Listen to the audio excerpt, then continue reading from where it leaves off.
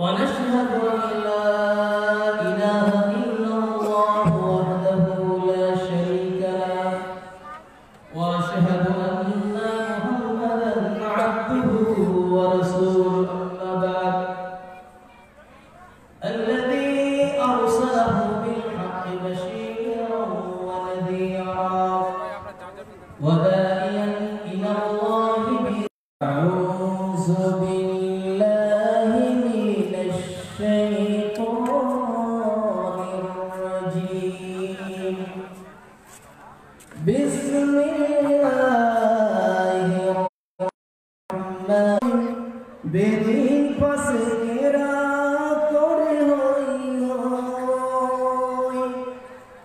প্রতিদিন মিথ্যার মুখোমুখি হই বেদিন পাশে ঘেরা করে আজাদিল সে গোমরাহি সূর্যার আধারের দুর্গম আঁকা বাঁকা পথ ভ্রান্তিতে পূর্ণ যত মতামত কখনো হঠাৎ নফসের তাড়নায় লাগে সুন্দর ইমানের পথে অবিচল থেকে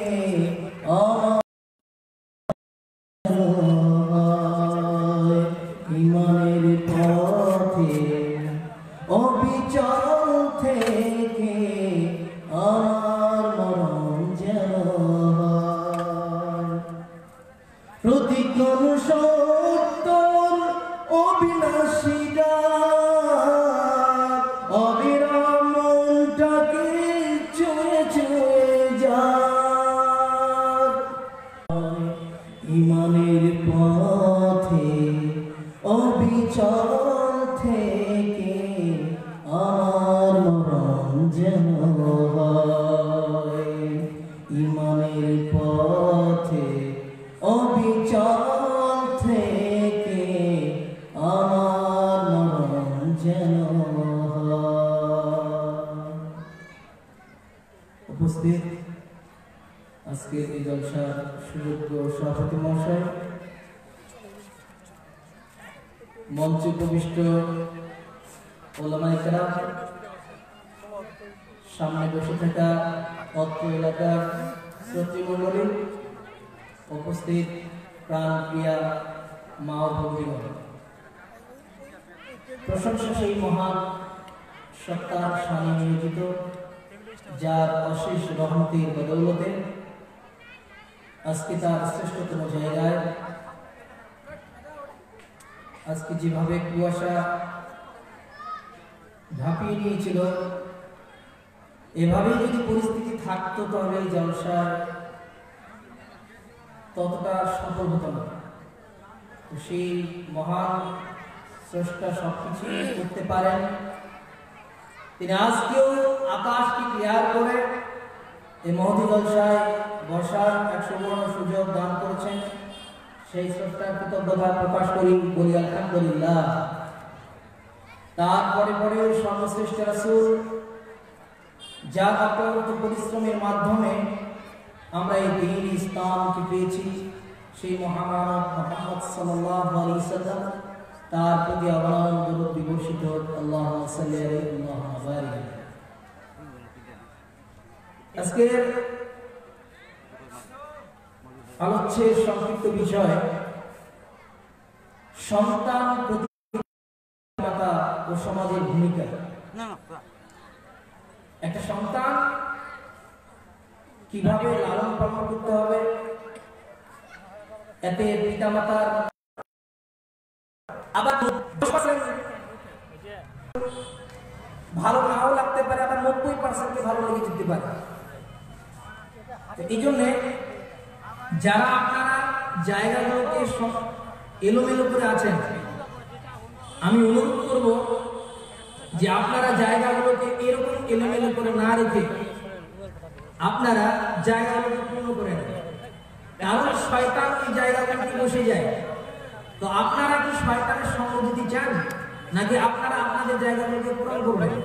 ভাই আপনাদের জায়গাগুলো অনেকটা ফাঁকা আছে, আপনারা কেন এইদিকে হয়ে আছেন? এইদিকে আসলে কি হয় ভাই? আপনাদের সঙ্গে তো আমার কোনো শত্রুতা নেই, তারপরে আপনার ওই সাইডে কেন, এই সাইডে আসলে কি হয়? এখানে আমি আলোচনা করবো, এখানে যদি শ্রোতা না থাকে তাহলে আলোচনা করতে হয় না, এটা অসম্ভব। আপনাদের চাওনি, আপনাদের চাওয়া পাওয়া দেখে একটা বক্তা আপনাদের কাছে কিছু তুলে দিতে পারে, কিন্তু আপনারা এইভাবে এলোমেলো করে থাকবেন, এটা তো হতে পারে না। ভাই ভাই যারা পড়ে আছেন, আমি অনুরোধ করবো যে আপনারা এই জায়গায় এসে পর্যন্ত, ভাই এটা আমার কথা না, আল্লাহ পবিত্র কোরআনে বলেছেন সূরা মুজাদিলা 58 নম্বর সূরা 11 নম্বর আয়াতে আল্লাহ তাআলা বলেছেন যে যখন তোমাদের মজলিস ছেড়ে দিতে বলা হয়, ফাফসাহু ইয়াফসাহিল্লাহু লাকুম, তখন তোমরা জায়গাটাকে ছেড়ে দিয়ে বসো। যদি তোমরা ছেড়ে দাও তো আল্লাহ জান্নাতে তোমাদের ঘরটাকে বাড়িয়ে দিবেন, আল্লাহ জান্নাতে তোমাদের ঘরকে প্রশস্ত করে দিবেন। তো আপনারা কি চান যে জান্নাতে আমাদের ঘরগুলোকে প্রশস্ত করে দেন? এটা চান না ভাই? যে জান্নাতে আল্লাহ আমাদের ঘরগুলোকে, জান্নাতে আমাদের ঘরগুলোকে প্রশস্ত করে বাড়িয়ে দিতে আপনারা চান না? যারা চান তারা এই জায়গাটা ফাঁকাটা পূরণ করেন, আর যারা চান না তারা বসে থাকেন। আল্লাহর রাস্তায় আমি তো বলি, কোরআন বলছে যে যখন তোমাদের বলা হয় যে জায়গা ছেড়ে দিয়ে বসো, তখন তোমরা জায়গা ছেড়ে দিবে। যদি জায়গা ছেড়ে দাও তো আল্লাহ তোমাদের জায়গাকে কিয়ামতের দিন বড় করবে।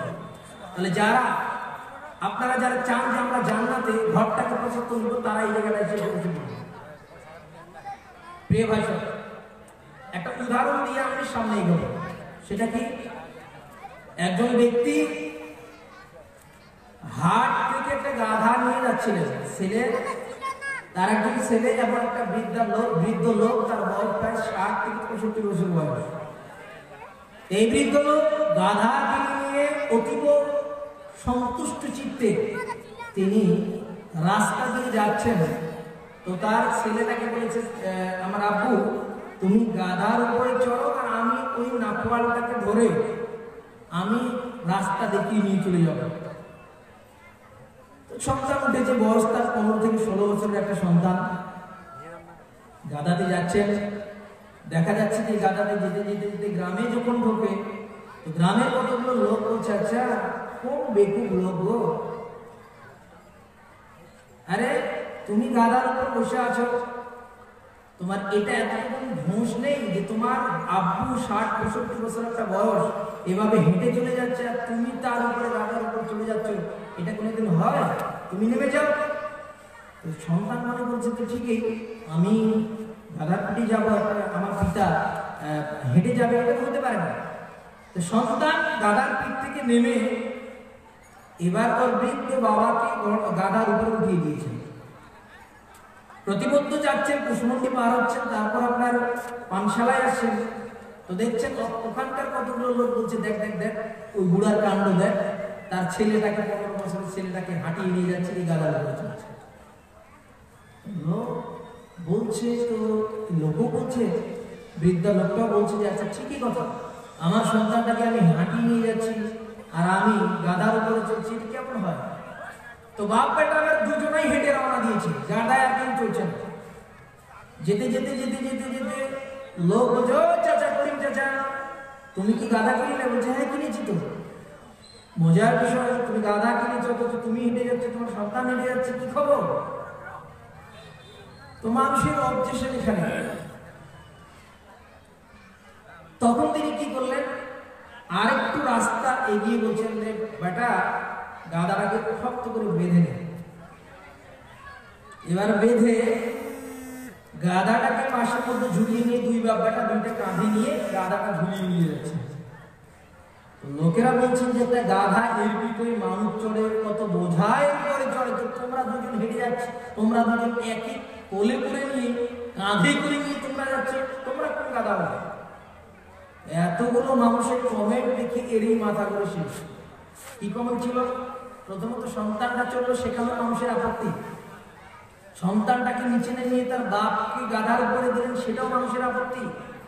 দুজনেই গাধার থেকে নেমে হেঁটে যাচ্ছেন, এত মানুষের আপত্তি। এবার গাধাটাকে কোলে করে কাঁধে করে নিয়ে যাচ্ছে, সেটাও মানুষের আপত্তি। তো আপত্তি যখন এতই, তখন আমার বক্তৃতা আপনাদের ভালো লাগতে পারে, আবার খারাপও লাগতে পারে, কিন্তু আমি যেই কথা আপনাকে বলবো সেটা দলিল ভিত্তিক কথা বলবো, কোরআন সুন্নাহ মাফিক আপনাকে কথা বলবো। তার আগে আমি দুটো কথা বলে দেব। কি জলসা যদি করতে চান বক্স লাগাবেন না। এত প্রচন্ড ক্ষতি হয় কেন? বক্তারা বলতে খুবই অসুবিধা হয়ে যায়। মাইকের কারণে বক্তাদের বক্তৃতা ভালো হয় আর শ্রোতার কারণে, এই দুটো কারণে। দ্বিতীয়ত হচ্ছে আপনারা এত আয়োজন, এখানে লাইটিং ওখানে লাইটিং করার কি দরকার? পবিত্র কোরআনে আল্লাহ তাআলা বলেছেন ইন্নাল মুবাসসিরিনা কানু ইখওয়ানা শায়াতিন, নিঃসন্দেহে যারা অপচয় করে তারা শয়তানের ভাই। পবিত্র কোরআন সূরা ইসরা 17 নম্বর সূরা 29 নম্বর আয়াত, যে যারা অপচয় করে তারা শয়তানের ভাই। যেই 10,000 টাকা দিয়ে আপনি একটা খরচ করেছেন, একটা মসজিদ মক্তবে লাগালে পরে মানে উপকার হতো, 2 মাসের মুরব্বির বেতন হয়ে যেত। কিন্তু এই যে লাইটিং করেছেন, এই লাইটিং এর পিছনে আপনি যেতে দিয়েছেন ইহুদি খ্রিস্টান অমুসলিমদের সাদৃশ্য, এটা মুসলমানদের সাদৃশ্য নয়। আর রাসূল বলেছেন মান তাশাব্বাহা বিকওমিন ফাহুয়া মিনহুম, কোন জাতি যদি কোন জাতির সাদৃশ্য অবলম্বন করে বিচারের ময়দানে তার সঙ্গে তার হাসর হবে। সুনান আবু দাউদ দ্বিতীয় খণ্ড কিতাব সুন্নাহ হাদিস নম্বর 4031। তো বোঝা যাচ্ছে যে এগুলো করে কোনো ফায়দা নেই। অতএব আপনারা যেটা করেছেন, এতগুলো আয়োজন করার পরে মানুষ এখানে ঘুমিয়ে আছে, খাদ্য গ্রহণ করছে কেন? এই জাতির সব থেকে দুর্ভাগ্য, যে জাতির কাছে কোরআন এবং হাদিসের বার্তা দেওয়া হয় তারপরেও তারা ঘুমিয়ে থাকে। তো আজকের বিষয় হচ্ছে শিশু সন্তান লালন পালনে একটা মায়ের কর্তব্য, একটা পিতার কর্তব্য কতটুকু, এই কথা আমি আপনাদের সামনে বলতে চাই। এবং লাস্ট পর্যায়ে মেয়েদের সম্পর্কে কিছুগুলো কথা বলা হবে। একটা সন্তান যখন ভূমিষ্ঠ হয় তখন থেকে নিয়ে আমরা ভুল পদ্ধতিকে অবলম্বন করি এবং ভুল পথে চলি। কার পছন্দ লাগলো এটা আমরা দেখার বিষয় না। আমি কোরআন এবং হাদিসের কথা বলবো, কার ভালো লাগলো কার খারাপ লাগলো দেখার বিষয় না। আমি 2 ঘন্টা আলোচনা করবো, আপনাকে শুনতে আপনি বাধ্য, আপনাকে শুনতে হবে। প্রথমে একটা সন্তান জন্মগ্রহণ করবে, সেই সন্তান জন্মগ্রহণ করার পরে আযান দিতে হবে, এটা সহিহ হাদিস।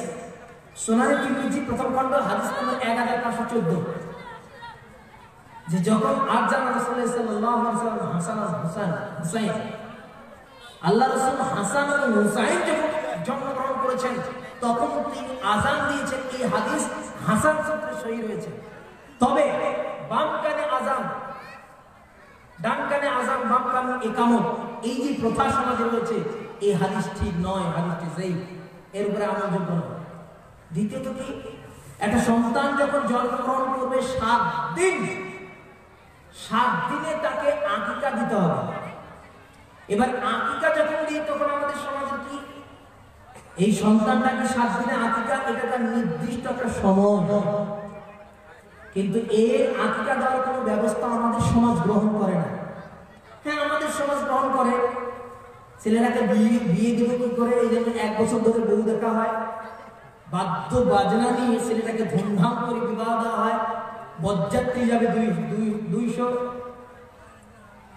5টা গাড়ি ভাড়া করা হবে, এটা আমরা দায়িত্বের মধ্যে মনে করি। কিন্তু আকিকা যে দিতে হবে এটা দায়িত্বের মধ্যে মনে করি না। কিন্তু রাসূল বলেছেন যে একটা সন্তান যখন জন্মগ্রহণ করলো 7 দিনে তার আকিকা করতে হবে। আকিকাটা কি, 2টা ছাগল বা সাগি, ভেড়া, উট, এই প্রাণীগুলো, দুম্বা, বকরি, এই হয়তো একটা সন্তান ছেলে, হয় আপনাকে 2টা খাসি দিতে হবে, না হলে আপনাকে 2টা ছাগল দিতে হবে। সুনানে আবু দাউদ প্রথম খণ্ড হাদিস নম্বর 2837 এবং 38। প্রথম একটা পিতার জন্য জিম্মেদার যে সন্তানের জন্য 7 দিনে আকিকা করবে। কেন করবে, কেন বাধ্য? একটা ছেলেকে বিবাহ দিতে হবে, এটা পিতার জিম্মেদার নয়। সব থেকে জিম্মেদার হচ্ছে একটা সন্তানের আকিকা করবে, এটা বড় জিম্মেদার। কেন? কুল্লু গুলামিন রাহিনাতুন আল আকিকা, প্রত্যেকটি সন্তান আকিকার সঙ্গে বন্ধক থাকে। আমরা জানি যে একটা সন্তানকে আমরা জমি যেভাবে বন্ধক নিয়ে নিই, তোমাকে 1 লাখ টাকা দিলাম, জমিটা আমি নিলাম, জমিটাকে আমি 4 ভাগ করব, আবার জমিটা সেই চুক্তি অনুযায়ী আমাকে 1 লাখ টাকা দিবে, তবে আমি এই জমিটাকে ফেরত দিব। এটা হচ্ছে বন্ধকি সিস্টেম, যদিও বন্ধক নেওয়া হারাম। তো রাসূল বলেছেন যে কিয়ামতের দিন বন্ধক থাকবে তোমার সন্তান। একটা সন্তান যদি 3 বছর 4 বছর খুবই আদরের একটা সন্তান, ওই সন্তান একটা মায়ের 10 বছর পরে একটা সন্তান জন্মগ্রহণ করেছিল, খুবই ফুটফুটে সুন্দর একটা সন্তান, সেই সন্তান 3 বছর পরে মারা গেছে। এই সন্তানকে মা পাওয়ার জন্য কতই না কি করে, সব সময় দোয়া করে, মৃত্যু পর্যন্ত মা সেই সন্তানের জন্য দোয়া করে, আল্লাহ আমার ওই সন্তানকে যেন আমি দেখতে পাই। তাহলে আপনি যদি দেখতে চান, তাহলে বিচারের ময়দানে আপনার সন্তানটা আকিকার সঙ্গে বন্ধ। আপনি যদি আকিকা না করেন, এই সন্তানকে আর বিচারের ময়দানে পাবেন না। আপনার সঙ্গে সন্তানের কোনো সাক্ষাৎ আর হবে না। এটা হচ্ছে আকিকার বিধান। এবার আকিকা যদি আপনার, অনেকে গরু দিয়ে আকিকা দেওয়া হচ্ছে, গরুর হাদিস আকিকা সম্পর্কে। এবার অনেকে অদম মনে করে যে আমি তো অভাবী লোক, আমি কি করে আকিকা দিব, অথচ সেই লোকটি যখন মা ডেলিভারি হয়, একটা বাচ্চা যখন মায়ের গায়ে চলে আসে, প্রেগনেন্ট থাকে, তখন আপনার জানা উচিত যে আমার স্ত্রী এখন প্রেগনেন্ট রয়েছে, আমার স্ত্রী 2 মাস পরে সন্তান হবে। তাহলে তখন থেকে আপনার ব্যবস্থা চালু হয়ে যাবে, আমার স্ত্রী হয় মেয়ে হবে, না হলে ছেলে হবে। তাহলে আপনি 2টা ছাগল কিনে রাখবেন, যে আপনার হতে পারে আপনার যদি সন্তান ছেলে হয়, তাহলে আপনি 2টা ছাগল দিয়ে আকিকা করবেন, যদি না হয় তাহলে একটা ছাগল দিয়ে আপনি আকিকা করবেন। তাহলে আপনার বাহানা চলবে। এরপরে অনেকে বলে আমার আকিকা আমি জন্মের পরে, আমি আমার যখন আমার সামর্থ্য থাকবে, আমি 10 বছর পরে দেবো, আমি 15 বছর পরে দেবো, বা 21 দিনে দেবো। এই যে ভ্রান্ত ধারণা, এই ধারণাকে বের করে দিই, ডাস্টবিনে নিক্ষেপ করে দিতে হবে। কেন? আপনার কাছে কয়েকটা জিনিস আমি জিজ্ঞেস করবো, আমি এখন আলোচনায় যাই না, আমি ভূমিকায় বলছি এটা। আমি আপনাদেরকে যেই মতো প্রশ্ন করবো, আপনারা উত্তর দিবেন তো ইনশাআল্লাহ? ইনশাআল্লাহ। আমি আপনাদেরকে প্রশ্ন করবো, আমরা কুরবানি করি কোন মাসে ভাই বলেন তো? একজন ভাই বলেন তো, কুরবানি করি আমরা কোন মাসে বলেন? জিলহজ মাসে না? জিলহজ মাসে। যদি কোনো ব্যক্তি জিলহজের 10 তারিখে কুরবানি করি না, তাই তো? আপনাদের দিকে 9 তারিখে করে না, দিন 10 তারিখে সবাই করে। কোনো ব্যক্তি যদি 9 তারিখে আকিকাটা করে না, আকিকা হবে, কুরবানি করি না, কুরবানি হবে? রাখেন এই কথা। কোনো ব্যক্তি যদি নামাজের আগে কুরবানি করে নেয়, হবে? কোনো ব্যক্তি যদি সূর্য ডোবার আগে, ও মনে করে আমি কলকাতা যাবো, এই জন্য মাগরিবের নামাজ সূর্য ডোবার আগে পড়ে নিয়েছে, নামাজ হবে? তাহলে প্রত্যেকটা জিনিসের একটা সময় নেই, সময় আছে। আল্লাহর নবী বলেছেন যে প্রত্যেকটা সন্তান আকিকার সঙ্গে বন্ধ। এই সন্তানকে 7 দিনেই কুরবানি করতে হবে, আকিকা করতে হবে, এটাই চলন্ত, এটাই সঠিক। কোন ব্যক্তি যদি চাল বাহানা করে 14 দিন 21 দিন, এবং সে যদি 1 বছর 2 বছর করে, এটা আকিকা বলে বিবেচিত হবে, আপনাকে এই 7 দিনে এটা করতে হবে। এবার অনেকে প্রশ্ন করে যে মাংসটা কি করবো? আমাদের দেশবাসী প্রথা হচ্ছে যে 7টা ভাগ করেন, কুটুম সদরকে গরিব মিসকিনকে দিয়ে দিবেন, ফকিরকে দিয়ে দিবেন। দেখা গেল একটা মাংস, ছাগলের মাংস 150 গ্রাম করে টেকে না, 100 গ্রাম করে টেকে না, 50 গ্রাম করেও হয় না, তখন সেটা আলু দিয়ে অনেক দিয়ে কিছু রান্না করে দেয়। এটা দেখেন, আকিকার বিধান হচ্ছে যে আপনার এই মাংসটা আপনি পালিয়ে সবটুকু খেতে পারেন। অনেকেই বলে যে সন্তান আকিকা করলে পিতামাতা ওই গোশত খেতে পারে না, এটা সম্পূর্ণ ভুল কথা। আকিকা তার পিতামাতা খাবে, তার গ্রামবাসী যদি সামর্থ্য থাকে, তাহলে 2টা ছাগলকে বড় বড় কিনে সেই গ্রামবাসীকে রান্না করে খেয়ে দিতে পারে, খাওয়াই দিতে পারে, এত সমস্যা নেই। 7টা ভাগ করতে হবে এমন কোনো বিধান নেই, আপনি খেতে পারবেন তারও কোনো বিধান নেই, পুরো গ্রামকে দিতে হবে সেটারও কোনো বিধান নেই। আপনি যতটুকু সামর্থ্য রাখেন সেই ছাগলের মাংসটাকে আপনি বিলিয়ে দেওয়ার চেষ্টা করবেন। এই হলো আপনার 7 দিনের একটা আমল। দ্বিতীয়ত, আপনার সন্তানের মাথার চুলগুলোকে কেটে 7ম দিনে ওই সন্তানের চুলটাকে কামিয়ে দিয়ে মাপবেন। মাপার পরে সেই অনুপাতে রূপা 7টা করে দেবেন। মাথার চুল কত, মাথার চুলটাকে মেপে ওই সমপরিমাণ রূপা 7টা করে দেবেন, ওই সমপরিমাণ টাকা আপনি 7টা করে দেবেন। এটা হচ্ছে একটা আমল। তৃতীয় নম্বর কি, একটা সন্তান হলে তার মুখের মধ্যে আপনাদের গ্রামের সব থেকে যে ভালো আলেম, ভালো যে আল্লাহওয়ালা, তার কাছ থেকে একটা খেজুর চিবিয়ে নিবেন। সেই খেজুরটাকে চিবিয়ে তরল করে অথবা পেয়ারা অথবা এই জাতীয় কোনো খাদ্য সেই ব্যক্তি সেই আলেম মুখের মধ্যে লালা ঢুকিয়ে সেই সন্তানটাকে তার কাছে নিয়ে খাওয়াতে হবে। আমরা প্রথমে মধু দিই না, সন্তানকে আগে কোনো আলেম আগে কোনো পরিষ্কার ব্যক্তির মুখে লালা দিয়ে প্রথমে তাকে সেই সন্তানের মুখে দিয়ে দিন। যদি দেন তাহলে ওই সন্তানের একটা প্রভাব পড়তে পারে ব্যক্তিত্বের। 4 নম্বর কি, ওই দিনে আপনি সন্তানের নাম রাখবেন। নামটা আগেও রাখা যায়, তবে 7 দিনের নামটা রাখতে পারেন। আমাদের সমাজে নাম রাখে কারা? আদর করে নানা নানি দাদা দাদির নাম রেখে পল্টু মুন্টু মিঠুন এই জাতীয় ইত্যাদি তারা নাম রাখে, যার শরীয়তের সম্পর্কে বিন্দু মাত্র সম্পর্ক থাকে না। কাজল, লাইলা, সুমানা, সোহানা, সুলেখা এগুলো একটা ইসলামের নাম। ইসলামের নামের প্রতি একটা ব্যক্তিত্বর প্রভাব পড়ে। বিচারের ময়দানে মানুষকে প্রত্যেকটা নাম ধরে ডাকা হবে। এই অমুক সম্প্রদায়, হে অমুকের ছেলে অমুক, প্রত্যেকটা নাম ধরে ডাকা হবে। আপনার নাম যদি বলে কালু, তাহলে তো হলো এটা, সবাই হাসতে লাগবে যে কালু আবার কি নাম হলো, তো আপনি ডেকে দিয়েছেন এইভাবে। তো এইভাবে একটা ব্যক্তিত্বের প্রতি একটা মানুষের একটা প্রভাব পড়ে, এই জন্য আপনাকে নামটা সঠিক রাখতে হবে। অনেকে বলে যে কোরআনে আছে, এই জন্য একজনের নাম রেখেছে, আমাদের ছাত্রীর নাম রেখেছে নাজমুন নাহার। তো কোরআনে পেয়েছে নাজমুন নাহার। আরে নাজমুন নাহার মানে কি? নাজমুন শব্দের অর্থ হচ্ছে তারকা, আর নাহার মানে দিন, দিনের তারকা। এটা অবাস্তব, দিনে কোনোদিন তারা পড়তে পারে না, এটা অসম্ভব। তোর বলছে নাজমুন নাহার, আর নাজমুন নাহার দিনের কোরআনে আছে, লিখে দিয়েছে। একজন রেখেছে কি আস্ফা। ভাই আসফার নাম কেন বলছে? কোরআনে আছে, কোথায় আছে? বলছে সূরা জুমাতে আছে। আরে আসফার মানে হচ্ছে গাধা, আসফার মানে হচ্ছে বোঝা। তাহলে আপনি যখন কারো নাম রেখে দিলেন আসফার, তার মানে হচ্ছে ও সমাজের বোঝা, সমাজের বোঝা। তো আপনি আসফার কেন নাম রাখেন? অনেকে নাম রেখেছে হিমার, হিমার মানে গাধা। তো কোরআনে আছে তাই বলে আপনি নাম রেখে দিবেন এমনটা নয়। একটা ব্যক্তির কাছে যাবেন, আলেমের কাছে গিয়ে নামটা জিজ্ঞেস করবেন যে নামটা আসলে হাদিস সম্মত। এই হলো 7 দিনের নাম। চলুন সামনে। একটা সন্তান যখন প্রথমেই খাদ্য গ্রহণ করতে শিখলো, মায়ের দুধ পান করছে, মায়ের অবশ্যই উচিত সেই সন্তান, অনেকেই দেখা যায় যে বাসের মধ্যে চললো, ওখানে স্তম্ভ বের করে দিয়ে সেখানে বাচ্চাকে দুধ পান করাতে পারবেন না। এই সন্তানকে আপনি কোনোদিনও মানুষ করতে পারবেন না। এই সন্তান আপনার কল্যাণ বয়ে আনবে না। এই সন্তানে আপনাকে একদিন ডাস্টবিনে নিক্ষেপ করবে। এই সন্তানে একদিন আপনাকে বৃদ্ধ আশ্রমে নিয়ে গিয়ে বাসা বেঁধে দিবে। আপনার ঠাঁই হবে না এই সন্তানের কাছে।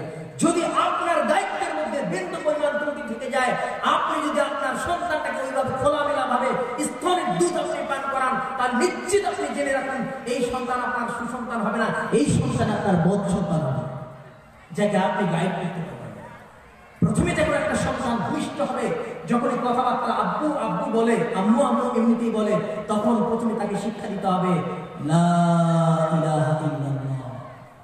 এই শিক্ষা আব্বু বলো, লা ইলাহা ইল্লাল্লাহ বলো, আল্লাহ ব্যতীত কোনো মাবুদ নেই। এই শিক্ষা আপনার সন্তানকে প্রথম দিতে হবে। পবিত্র কোরআনে আল্লাহ বলেছেন, পবিত্র কোরআন সূরা মুহাম্মদ 47 নম্বর সূরার 21 নম্বর আয়াত, 19 নম্বর আয়াত, ফাআলাম আন্নাহু লা ইলাহা ইল্লাল্লাহ। হে পৃথিবীর মানুষ, তোমরা সকলেই ফাআলাম জেনে রাখো, লা ইলাহা ইল্লাল্লাহ, আল্লাহ ব্যতীত পৃথিবীতে কোনো মাবুদ নেই, সত্য কোনো মাবুদ নেই। এই শিক্ষা পৃথিবীর মানুষ তোমরা আগে অর্জন করো যে আল্লাহ ব্যতীত কোনো মাবুদ নেই। এটাই প্রথমে সন্তানকে শিক্ষা দিতে হবে। আজকে লা ইলাহার শিক্ষা মানুষ ভুলে গেছে। আজকে পিতাও বোঝে না লা ইলাহা ইল্লাল্লাহর অর্থ কি, মাও বোঝে না যে লা ইলাহা ইল্লাল্লাহর অর্থ কি। পৃথিবীর অধিকাংশ মানুষ মুশরিক হয়ে জীবনযাপন করছে, অথচ আল্লাহ তাআলা পবিত্র কোরআনে বলেছেন, সূরা ইউসুফ 12 নম্বর সূরা 106 নম্বর আয়াতে বলেছেন, ওমা ইউমিনু আকসারুহুম বিল্লাহ ইল্লা ওয়া হুম মুশরিকুন। হে পৃথিবীর মানুষ, অধিকাংশ মানুষ মুসলমান দাবি করার সত্ত্বেও মুশরিক। অধিকাংশ মানুষ আল্লাহর প্রতি ঈমান আনার সত্ত্বেও মুশরিক হয়ে গেছে। এটা আমার কথা নয়, কোরআন বলছে। অধিকাংশ মানুষ মুসলমান দাবি করে কিন্তু তারা মুশরিক হয়ে জীবনযাপন করছে। ভাই বলুন তো, ওযু ভঙ্গের কার মাত্রা জানেন কি জানেন না বলুন তো? ভাই বলুন, কোন ব্যক্তি যদি মসজিদে গিয়ে একদম ঢোঢা ব্যাগের মধ্যে যদি আওয়াজ করে যদি ঘুম পাড়ে, নাক ডাকে, উজু থাকবে? আপনারা বলুন, কোন ব্যক্তি যদি মসজিদে গিয়ে গিয়ে 2 রাকাত নামাজ হয়ে গেছে, আত্মীয়তে বসেছে, এখন যদি বায়ু ছেড়ে দেয় নামাজ হবে? তাহলে উজু ভঙ্গ হয়েছে আপনি জানেন, নামাজ ভঙ্গ হয়েছে সেটাও জানেন, আপনার অজান্তে যে আপনি বেঈমান মুশরিক হয়ে গেছেন এটা আপনি জানেন। আপনাকে বলতে এসেছি যে আপনি মুশরিক কিভাবে। আল্লাহ বলেছেন অধিকাংশ লোক মুসলমান দাবি করেছে, অধিকাংশ লোক আল্লাহর প্রতি ঈমান এনে তারা মুশরিক হয়ে গেছে। লা ইলাহা ইল্লাল্লাহর পাওয়ার কত জানেন? লা ইলাহা ইল্লাল্লাহর পাওয়ার আমরা তো বুঝি না এটা যে লা ইলাহা ইল্লাল্লাহ কি। লা ইলাহা ইল্লাল্লাহ মানে আল্লাহ ব্যতীত পৃথিবীতে কোনো সত্য ইলাহ নেই। এই কথা যদি আপনি সাক্ষ্য দেন তাহলে আপনাকে আজকে তাবিজ খুলে ফেলে ডাস্টবিনে নিক্ষেপ করে দিতে হবে। তাবিজ আপনি আপনার হাতে করতে পারবেন না। লা ইলাহা ইল্লাল্লাহ যদি মানেন তাহলে আজকেই আপনার পীরের মানুষ, দরগা, পীর, খাজা, মঈনুদ্দিন চিশতি যত আছে এগুলোকে আপনাকে বর্জন করে আল্লাহর উপর হাত তুলে দোয়া করতে হবে। পৃথিবীর কোনো মানুষের কাছে দ্বারস্থ হয়ে কিছু চাইতে পারবেন না। লা ইলাহা ইল্লাল্লাহ সাক্ষ্য মানে কোনো যুবক বালা করতে পারবে না। অসংখ্য যুবক রয়েছে যারা সুতা পরিধান করে, বালা পরিধান করে। আল্লাহ রাসূল বলেছেন যে এগুলো যদি থাকে ওই ব্যক্তি মুশরিক। কোন ব্যক্তি যদি মনে করে যে কাক ডাকলে পরে আত্মীয় আসতে পারে, এই ধারণা যদি কোনো ব্যক্তি পোষণ করে তাহলে সে ব্যক্তি লা ইলাহা ইল্লাল্লাহর 5 পয়সা দাম নিয়ে মুশরিক হয়ে যাচ্ছে। কোন ব্যক্তি যদি মনে করে আমার যেতে যেতে গ্লাস মাটিতে পড়ে গেছে, ভেঙে গেছে পাতিল, আমার কোনো ক্ষতি হতে পারে, এই ধারণা করলে শিরক হয়ে যাবে, লা ইলাহা ইল্লাল্লাহ টিকবে না। কোন ব্যক্তি যদি মনে করে কুকুর ডাকছে, কুকুর আওয়াজ করছে, কুকুর কান্না করছে, এই কুকুরের আওয়াজ শুনলে পরে অশান্তি আসতে পারে, কেউ মারা যেতে পারে, কাক ডাকলে পরে কেউ মারা যেতে পারে, এই সংবাদ কেউ যদি কোনো ব্যক্তি বলে আর তার বলা কথার উপর যদি বিশ্বাস করে যে হ্যাঁ আজকে কাক ডাকছে, আজকে কুকুর ডাকছে, তার মানে আজকে কেউ মারা যেতে পারে, বিপদ আসতে পারে, এই ধারণা করলে লা ইলাহা ইল্লাল্লাহ টিকবেন, আপনি মুশরিক হয়ে যাবেন, আপনি বেঈমান হয়ে যাবেন। আপনাকে বুঝতে হবে লা ইলাহা ইল্লাল্লাহ পাওয়ার কথা। আয়াতুল কুরসি কেউ জানে? জানেন? কয়জন ভাই আয়াতুল কুরসি কে জানেন? মাত্র 3, 4, 5, 6, 7 জন। এতগুলো লোক কেউ জানেন না? জানেন না ফজিলত কি? আল্লাহ রাসূল বলেছেন সুনানুল কুবরা, ইমাম নাসাই, হাদিস নম্বর 9898। রাসূল বলেছেন মান ক্বারাআ আয়াতুল কুরসি ফি দুবুরি সালাতিল মাকতুবা লা ইয়ামনাউ মিন দুখুলিল জান্নাতি ইল্লাল মাউত। হে পৃথিবীর মানুষ, কোন ব্যক্তি যদি লা ইলাহা আয়াতুল কুরসি ফরজ নামাজের পরে যদি আয়াতুল কুরসি পাঠ করে সেই ব্যক্তি জান্নাতে চলেই গেছে। জান্নাতে যায়নি কেন? মরলেই জান্নাতে চলে যাবে, মরলেই জান্নাতে চলে যাবে যদি কোনো ব্যক্তি আয়াতুল কুরসি প্রতি ফরজ নামাজের পরে পড়ে। আপনি বলুন আয়াতুল কুরসির মধ্যে কি জান্নাতের কথা আছে? নাই। আয়াতুল কুরসির মধ্যে জান্নাতের কথা নেই, জাহান্নামের কথা নেই, নবীর কোনো কথা নেই, রিসালাতের কোনো কথা নেই। সেখানে শুধুমাত্র আল্লাহর গুণগান রয়েছে, তাওহীদের স্বীকৃতি রয়েছে বলে আয়াতুল কুরসির এত দাম আল্লাহ তাআলা দিয়ে দিয়েছেন। একজন ব্যক্তি জাবের রাদিয়াল্লাহু তাআলা আনহু, আবু যার গাফফার রাদিয়াল্লাহু তাআলা আনহু, আল্লাহ রাসূল ঘুমিয়ে আছেন, তিনি এসে দেখছেন যে আল্লাহ রাসূল ঘুমন্ত, তিনি ঘুরে চলে গেলেন। আবার তিনি আসলেন, দেখলেন যে আল্লাহ রাসূল জাগ্রত অবস্থায় রয়েছে। আল্লাহ রাসূল বলছেন আবু যার, কোন ব্যক্তি যদি বলে লা ইলাহা ইল্লাল্লাহু দাখালাল জান্নাহ, হে আবু যার, কোন ব্যক্তি যদি লা ইলাহা ইল্লাল্লাহ এই কালমার যদি সাক্ষ্য দিয়ে দেয় তাহলে সেই ব্যক্তি সরাসরি জান্নাতে চলে যাবে। আবু যার প্রশ্ন করল, হে আল্লাহর রাসূল, ওয়া ইন জানা ওয়া ইন সারাকা, কোন ব্যক্তি যদি লা ইলাহা ইল্লাল্লাহ কালমা পড়ার পরে যদি কোনো ব্যক্তি জিনা করে নেয়, কোন ব্যক্তি যদি চুরি করে নেয়, হে আল্লাহর রাসূল কি হবে বলেন? আল্লাহর রাসূল বললেন, ওই যাবে শুনে রেখো, কোন ব্যক্তি যদি চুরি করে নেয় এরপরে যদি জিনা করে নেয় আর যদি সে বলে লা ইলাহা ইল্লাল্লাহু মুহাম্মাদুর রাসূলুল্লাহ, এই কালিমা যদি অন্তর থেকে কেউ যদি পাঠ করে তাহলে জেনার মতো জঘন্য পাপ যদি করে মারা যায় আর চুরির মতো যদি জঘন্য পাপ করে সেই ব্যক্তি মারা যায়, তবু আমি তাকে জান্নাতে প্রবেশ করিয়ে দিব। আবার তিনি বললেন, হে আল্লাহর রাসূল, এরপরেও যদি কোনো ব্যক্তি জেনা করে, এরপরেও যদি কোনো ব্যক্তি চুরি করে নেয়, তারপরেও কি সেই ব্যক্তি জান্নাতে চলে যাবে? আল্লাহর রাসূল বলেন, হে জাবের, এরপরেও যদি কোনো ব্যক্তি জেনা করে নেয়, চুরি করে নেয়, এরপরেও সেই ব্যক্তি জান্নাতে চলে যাবে। তিনবার বললেন। আবার জিজ্ঞেস করছেন আল্লাহর রাসূল, তিনি বললেন, হে জাবের, শুনে রেখো, আবু যার গাফফারি শুনে রেখো, আর বলার কোনো প্রয়োজন নেই, চারবার আর আমাকে জিজ্ঞেস করো না। কোন ব্যক্তি যদি জিনা করতে করতে শেষ প্রান্তে চলে যায়, আর যদি সেই ব্যক্তি চুরি করে, এমন পরিস্থিতিতে যদি আল্লাহর প্রতি অগাধ বিশ্বাস থাকে যে আল্লাহ ব্যতীত পৃথিবীতে আর সত্য কোনো মাবুদ নেই, তাহলে আমি তাকে জান্নাত পর্যন্ত পৌঁছে দেব। এই চিন্তা ভাবনা। আচ্ছা বলো, সূরা ইখলাস কার কার মুখস্থ আছে? এই বলুন তো, হাত তুলুন তো। কয়জন? মানে কুল হু আল্লাহু আহাদ কার কার মুখস্থ আছে বলুন তো। এতগুলো লোক ভাই, এই কটা লোক মুখস্থ আর কেউ নাই? জানেন এই ভিডিও? আল্লাহ রাসূল বলেছেন, সুনানে তিরমিজি দ্বিতীয় খণ্ড, হাদিস নম্বর 2899। কত বললাম ভাই? 2899 হাদিসে আল্লাহ রাসূল বলেছেন, কোন ব্যক্তি যদি সূরা ইখলাস পড়ে নেয়, তার মানে কুল হুয়াল্লাহু আহাদ, আল্লাহুস সামাদ, লাম ইয়ালিদ ওয়া লাম ইউলাদ ওয়া লাম ইয়াকুল লাহু কুফুয়ান আহাদ, এই ব্যক্তি যদি একবার এই সূরা পাঠ করে নেয়, 10 পারা কোরআন পড়লে যে নেকি হয়, একবার পড়লে তার থেকে বেশি নেকি আমি দিয়ে দেই। শুধু তাই নয়, 3 বার যদি এই কোরআন, এই সূরাটি কেউ পড়ে নেয়, আল্লাহর নবী বলেন, তা'দিলু মিন সুলুসিল কোরআনে, তাহলে কোরআনটা, পুরো কোরআন পড়লে যে নেকি হবে, 3 বার এই সূরাটা পড়লে একই নেকি হয়ে যাবে। এর তো মর্যাদা কেমন? কারণ সূরা ইখলাসের মধ্যে জান্নাতের কথা আছে? নাই। জান্নাতের নাই, কোন নবীর নাই। কি আছে আল্লাহর পরিচয়? কি? কুল হুয়াল্লাহু আহাদ। হে নবী, আপনি বলুন, আল্লাহ ব্যতীত দ্বিতীয় কোনো সত্তা নেই, কোনো মাবুদ নেই।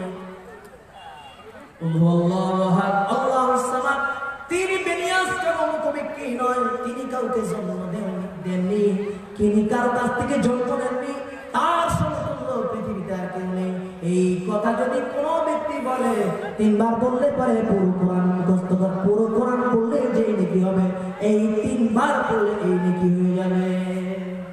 এর নাম হচ্ছে লা ইলাহা ইল্লাল্লাহ। লা ইলাহা মানে আপনি সারা পৃথিবীতে যত প্রাণী বসবাস করে, আপনি একবার চিন্তা করুন যে আল্লাহ মানে কি, আল্লাহ কাকে বলে, তাওহীদ কাকে বলে। সারা পৃথিবীর লক্ষ লক্ষ কোটি মানুষকে আল্লাহ তাআলা, কোন ব্যক্তিকে আল্লাহ না খেয়ে মারেন না? মারেন? পৃথিবীতে লক্ষ, কেউ বলে 18,000 মাখলুকাত, বলে না ভাই? 18,000 মাখলুকাত কথাটা ভুল। প্রায় 12,000 প্রজাতির প্রজাপতি রয়েছে। 12,000 প্রজাতির শুধুমাত্র বাটারফ্লাই প্রজাপতি রয়েছে। লক্ষ লক্ষ পাখি রয়েছে। এত পাখি, এত হাতি, এত জিরাফ, এত তিমি মাছ, এই সমস্ত পাখিগুলিকে খাদ্যের ব্যবস্থা কে করে দিয়েছে বলেন? কে করেছে? কোন হাতিকে দেখেছেন যে জঙ্গলে মরে আছে না খেয়ে? কোন তিমি মাছকে দেখেছেন যে আটলান্টিক মহাসাগরের নিচে মরে আছে খাদ্য অভাবে? দেখেছেন? পৃথিবীতে মানুষ ব্যতীত আগামী দিনের জন্য, কালকের জন্য কোন প্রাণী খাদ্য মজুত করে রাখে? মানুষ ব্যতীত পৃথিবীতে কোন প্রাণী দেখবেন না যে খাদ্য সরবরাহ করে। শুধুমাত্র মানুষ, আর কেউ খাদ্যকে মজুত করে রাখে। অথচ একটা খাঁটি খাদ্য পায় 12,000 মণ খাদ্য একটা হাতি পৃথিবীর পায়। একটা 3 মাস খায় 25,000 মানুষ যে খাদ্য ভক্ষণ করবে, একটা 3 মাস তার থেকে বেশি খাদ্য ভক্ষণ করবে।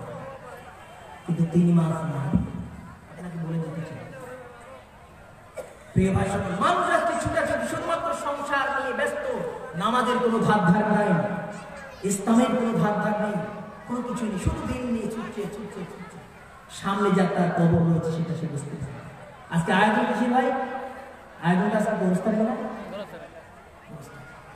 মানুষ ছুটছে, চিনতে পারে না যে আল্লাহকে। আপনাকে বলি ভাই, মাটি আপনাদের এলাকায় যদি 2 ভারে 2টা মাটি নিয়ে, বালকা মাটি দিয়ে বলে কে আছে বালকা মাটি 10 টাকা কিলো, বলুন কে নেবেন ভাই? 1 কিলো কিনে বলুন, আছে নেওয়ান? যদি আপনাদের দিকে কুড়ির পানি উঠিয়ে যদি বলে কে নেবেন, 1 লিটারের দাম 5 টাকা, পুকুরের পানি শুদ্ধ পানি কে নেবেন 1 লিটারে 5 টাকা, বলুন কে নেবেন? হাত তুলুন। দিবেন আল্লাহ। কিন্তু ওই মাটি থেকে যদি আপনাদের একটা কলসির ব্যবস্থা করা হয়, দিবেন না? একটা যদি হাড়ির ব্যবস্থা করে, দিবেন না? ওই মাটি থেকে যদি ইট বানায়, দিবেন না?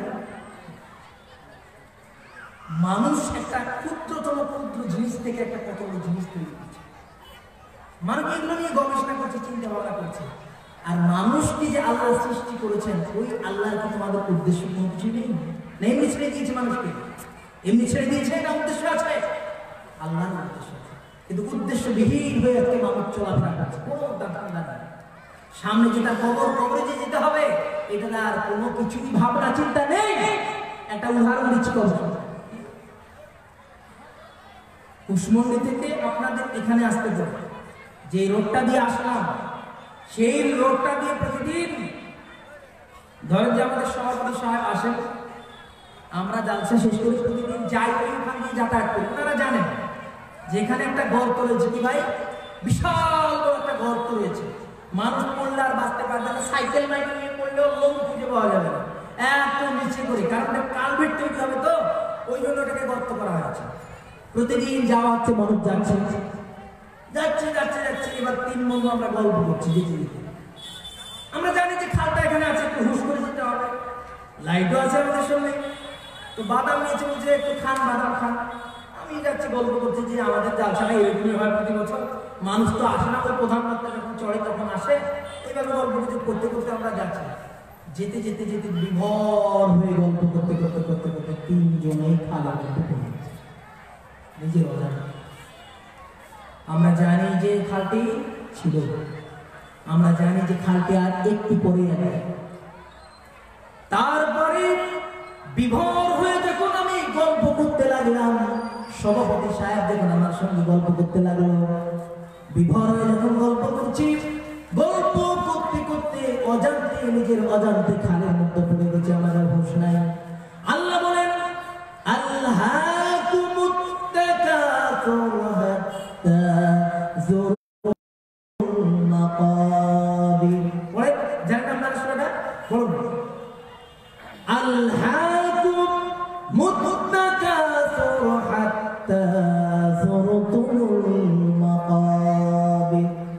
প্রাচুর্যের লালসা, ধনের লালসা, ব্যবসার লালসা, টাকা পয়সার লালসা তোমাদেরকে অতি ব্যস্ত করে ছেড়ে দিয়েছে। ততক্ষণ পর্যন্ত তোমরা যাবে 30 বছরে, কেউ 40 বছরে, কেউ 50 বছরে, কেউ 60 বছরে। কাউকে আমি টিকিট দিয়ে রাখি নাই, কারো গ্যারান্টি আমি দেই নাই। মাইকের গ্যারান্টি থাকতে পারে, ওয়ারেন্টি থাকতে পারে, কার যে কখন আমি মৃত্যু নামক ঘান্টি নিয়ে নেব, পৃথিবীর কোনো মানুষ বুঝতে পারবে না। কোন ব্যক্তি, একটা যুবক, সে মনে করেছিল আমি 90 বছর পর্যন্ত হায়াত পেয়ে যাব। ছুটলাম আমি অ্যাবজেট গাড়ি নিয়ে, হিরো হোন্ডা গাড়ি নিয়ে, আমি 90-95 ব্যাগে আমি চালাচ্ছিলাম। আমি মনে করেছিলাম কোন রাস্তা শূন্য। হঠাৎ করে সামনে থেকে একটা ট্রাক, আমি ছুটেছিলাম। গোটা দিন ডিউটি করেছি, নামাজ পড়ার আমার সম্ভব নেই, শুধুমাত্র টাকা আর টাকা আর টাকা। ছেলেটাকে স্কুলে দিয়েছি, মেয়েটাকে মাধ্যমিক পাস করিয়েছি। এভাবে আমি প্রতিযোগিতার মধ্যে লিপ্ত রয়েছি। এভাবে করতে করতে আমি সাইকেল নিয়ে যাচ্ছিলাম কুশমন্ডির বেগে। হঠাৎ করে আমার সামনে দিয়ে কেউ মারে নাই, পিছন থেকে একটা টোটো এসে পিছন থেকে সামনে একটা ধাক্কা মেরে দিল। আস্তে সাইকেলটি নয়নজলির মধ্যে পড়ে গিয়ে মাথাটা আমার গাছের সঙ্গে লেগে থেতলে গিয়ে পরে মাথার মগজ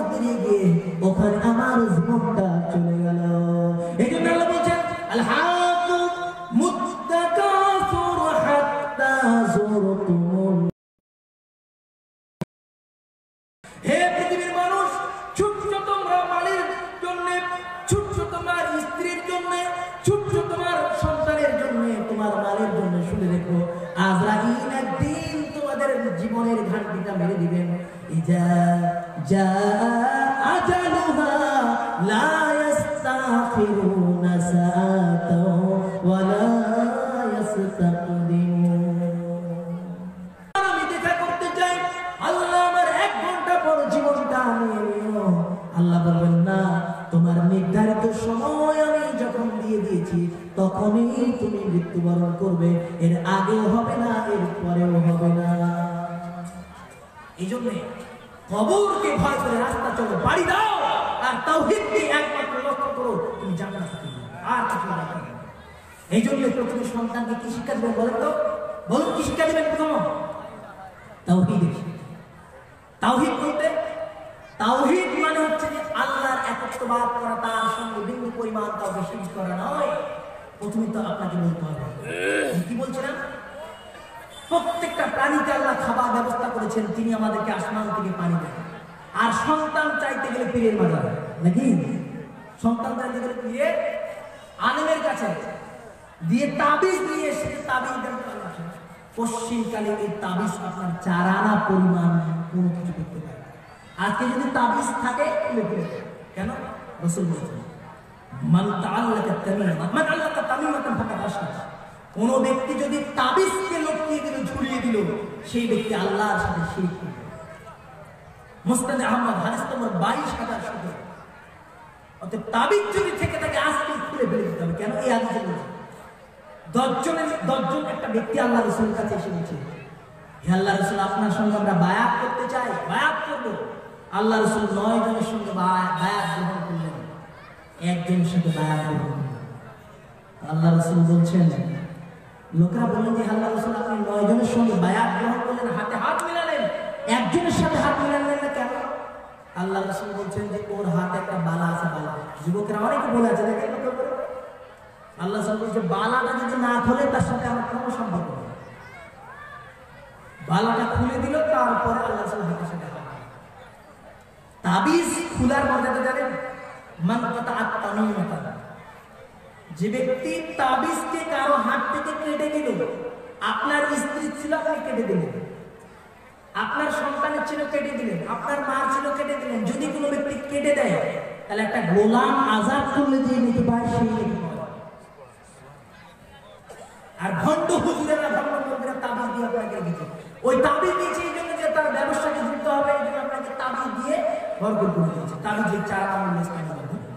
এই জন্য প্রথমে আপনাকে সন্তান যখন কথা বলতে ছিল বলবেন লা ইলাহা ইল্লাল্লাহ, আবু বলো লা ইলাহা ইল্লাল্লাহ। আপনার সন্তানটাকে যেটাই শেখাবেন সেটা শিখে যাবে। এখন তো ওই লা ইলাহা ইল্লাল্লাহ না, অন্য গান চলছে, লড়কি আ আ আ আখ মারে, ছোট ছোট বাচ্চাগুলো বলছে, আজিব ছোট ছোট বাচ্চাগুলো যে 3-4 বছর বয়স, তারা এই গানগুলো মুখস্থ বলতে পারছে। এদের মাথা কচি, যেটাই বলবেন সেটা তারা ক্যাচ করে নিতে পারে। এর জন্য ছোট বাচ্চারা বেশি বেশি প্রশ্ন করে, আব্বু এটা কেন হলো, এটা কি, এটা কি, এটা কেন এত বড়, এটা কেন এরকম, অনেক প্রশ্ন আপনাকে করবে। আপনি যেটা উত্তর দিবেন সেই উত্তরটা তার মাথার মধ্যে কিনবিল কিনবিল। আপনি প্রথমত বলুন, আব্বু শোনো, লা ইলাহা ইল্লাল্লাহ কালিমা। এই কথা যখন আপনার বলা শেষ, যখন সেই ব্যক্তি শিখলো, তখন আপনাকে শিক্ষা দিতে হবে। কোরআন তখন আপনাকে শিক্ষা গ্রহণ করাতে হবে। কি সম্পর্কে? যেটা আমরা আয়াতটা করব, সেখানে আল্লাহ তাআলা বলছেন কি শিক্ষা দিতে হবে সন্তানকে। প্রথমে শুনুন, সন্তান, একটা সুসন্তান গড়ে তোলা পৃথিবীর সব থেকে বড় কষ্টের ব্যাপার। মোবাইল তৈরি করা একটা কষ্টের ব্যাপার নয়, প্লেন তৈরি করা একটা কষ্টের ব্যাপার নয়, 50 কিলো সিমেন্ট মাথায় করে 10 তলায় উঠাতে যত বড় কষ্ট হয়, তার থেকে লক্ষ কোটি গুণ বেশি কষ্ট হয় একটা সুসন্তান করে গড়ে তুলতে। সেই সন্তান সবাই মানুষ করতে পারে। এই সন্তান যদি আপনি সৎভাবে মানুষ করতে না পারেন, এ যদি তাস, এ যদি দাবা, এ যদি লুডু, এ যদি পাবজি, এ যদি ফ্রি ফায়ার, এ যদি ইত্যাদি গেম খেলে, তাহলে এই সন্তান আপনাকে গলায় গামছা বাঁধবে। হাদিস বলছে সহিহ মুসলিম প্রথম খণ্ড হাদিস নম্বর 2958, আল্লাহ কি বলছেন? আলা কুল্লুকুম রাইন ওয়া কুল্লুকুম মাসউলুন আন রাইতিহি। হে পৃথিবীর মানুষ, বিচারের ময়দানে তোমরা পার পাবে না। বিচারের ময়দানে তোমাদেরকে জিজ্ঞেস করা হবে। তোমরা প্রত্যেকেই একটা অভিভাবক। এই অভিভাবক সূরা ফুজ্জিলাত 41 নম্বর সূরার 29 নম্বর আয়াতে আল্লাহ তাআলা বলছেন, রব্বানা আরিনাল লাযাইনি আযাল্লানা মিনাল জিন্নি ওয়াল ইনসি নাজআলহুমা তাহতা আকদামিনা লিয়াকুনা মিনাল আসফালিন। তারা বলবে, রব্বুল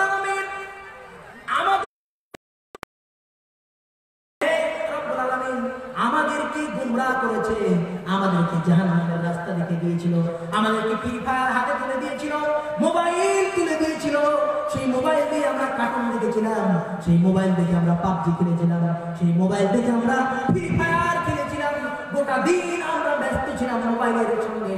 এই জন্য আমরা আপনার জিকির করতে পারি নাই, আপনার নামাজ পড়তে পারি নাই। হে আল্লাহ, এরাই আমাদেরকে জাহান্নামে করেছে, আমাদেরকে জাহান্নামের রাস্তা এরা খুলে দিয়েছে, জান্নাতের রাস্তা আমাদেরকে তালা মেরে দিয়েছিল। হে আল্লাহ, এদেরকে আমরা যদি পাই, একবার ছেড়ে দেন, আমাদের পায়ের নিচে করে আমরা ডলারের মতো পিষে দিতে চাই, এবং আমাদের সঙ্গে তাদেরকে জাহান্নামে স্থান করে দাও। বানাই গেলেন কোরআন বলছে, আল্লাহ তাকে নিয়ে আসো আমাদের কাছে, ওই পিতাদেরকে নিয়ে আসো, ওই মাতাদেরকে নিয়ে আসো, ওই মাদেরকে যারা আমাদের হাতে বড় বড় মোবাইল তুলে দিয়েছিল, তাদেরকে নিয়ে আসো, ওদেরকে নিয়ে আসা হবে এবং পায়ের নিচে রেখে আসতে হবে।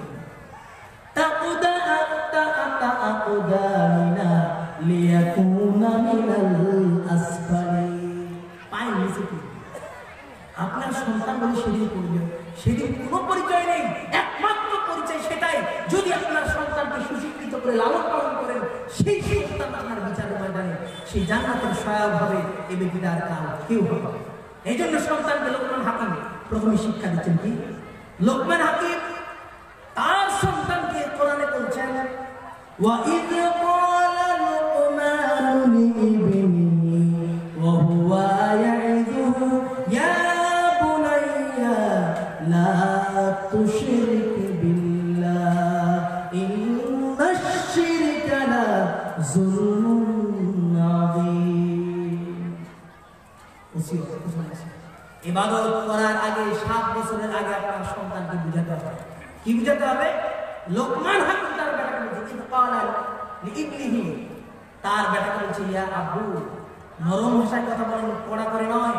আপনার সন্তান একটা ভুল কাজ করলো, তা আপনি এটা কেন এরকম করে বললে, পানিটা আনতে কেন দেরি হলো, গ্লাসটা কেন ফেলে দিলি, না ধমকানো চলবে। মধুর সুরে আপনি বলুন, আব্বু, আব্বু, তুমি আল্লাহর সাথে কাউকে শরীক করবে, আব্বু শিরিক করবে। প্রত্যেকটা অভিভাবককে আমরা বলে যেতে চাই, প্রত্যেকটা মা বোনদেরকে বলে যেতে চাই, শিরিক সম্পর্কে আগে শিক্ষা দেয়। শিরিক কি? লোকমান হাকিম তার সন্তানকে বলছে, আব্বু শিরিক করিও না। কেন করবে না? শিরিক হচ্ছে পৃথিবীর সবথেকে বেশি বড় জুলুম। শিরিক কি বলেন তো? পৃথিবীর সবথেকে মহা অত্যাচার। আপনারা একটু উত্তর দেন তো, হ্যাঁ না বলবেন। পৃথিবীর সব থেকে মহা অপরাধ, সব থেকে বেশি বড় অপরাধের নাম কি বলবেন? কেউ বলতে পারে না? পৃথিবীর সব থেকে মহাপাপ, মানুষকে হত্যা করলেও এরকম পাপ নেই, জেনা করলেও একটা পাপ নয়, মানুষকে হত্যা করলেও নয়, মদ খেলেও নয়। সেই পাপ পৃথিবীর সব থেকে বড় পাপ, সেই পাপের নাম কি? আমার কথা মিশকাতুল মাসাবিহ প্রথম খণ্ড কিতাবুল ঈমান হাদিস নম্বর 50, আব্দুল্লাহ বিন মাসউদ রাদিয়াল্লাহু তাআলা বলেছেন, আল কাবাইর শিরক বিল্লাহ ওয়া হুকুকুল ওয়ালিদাইন ওয়া শাহাদাতুজ যুর। পৃথিবীতে সিরিয়ালে 3টা পাপ রয়েছে, পৃথিবীতে সিরিয়ালে 3টা পাপ রয়েছে। এই পাপ মানুষ করে তাহলে পৃথিবীতে লক্ষ কোটি আমল করলেও জান্নাতে যেতে পারবে না। পৃথিবীতে যদি মানুষ জেনা করে তবু আল্লাহ ক্ষমা করে দিবেন, মানুষ যদি মানুষকে হত্যা করে তবু ক্ষমা করে দিবেন, মানুষ যদি নিশাদার দ্রব্য পান করে তবু ক্ষমা করে দিবেন, কিন্তু মানুষ যদি শিরক করে মারা যায় ওর জানাজা হবে না, ওকে পুঁতে মাটি দিতে হবে, আল্লাহ তাকে ক্ষমা করে দেবেন। এটা আমি বলি, কি বলছে কোরআন?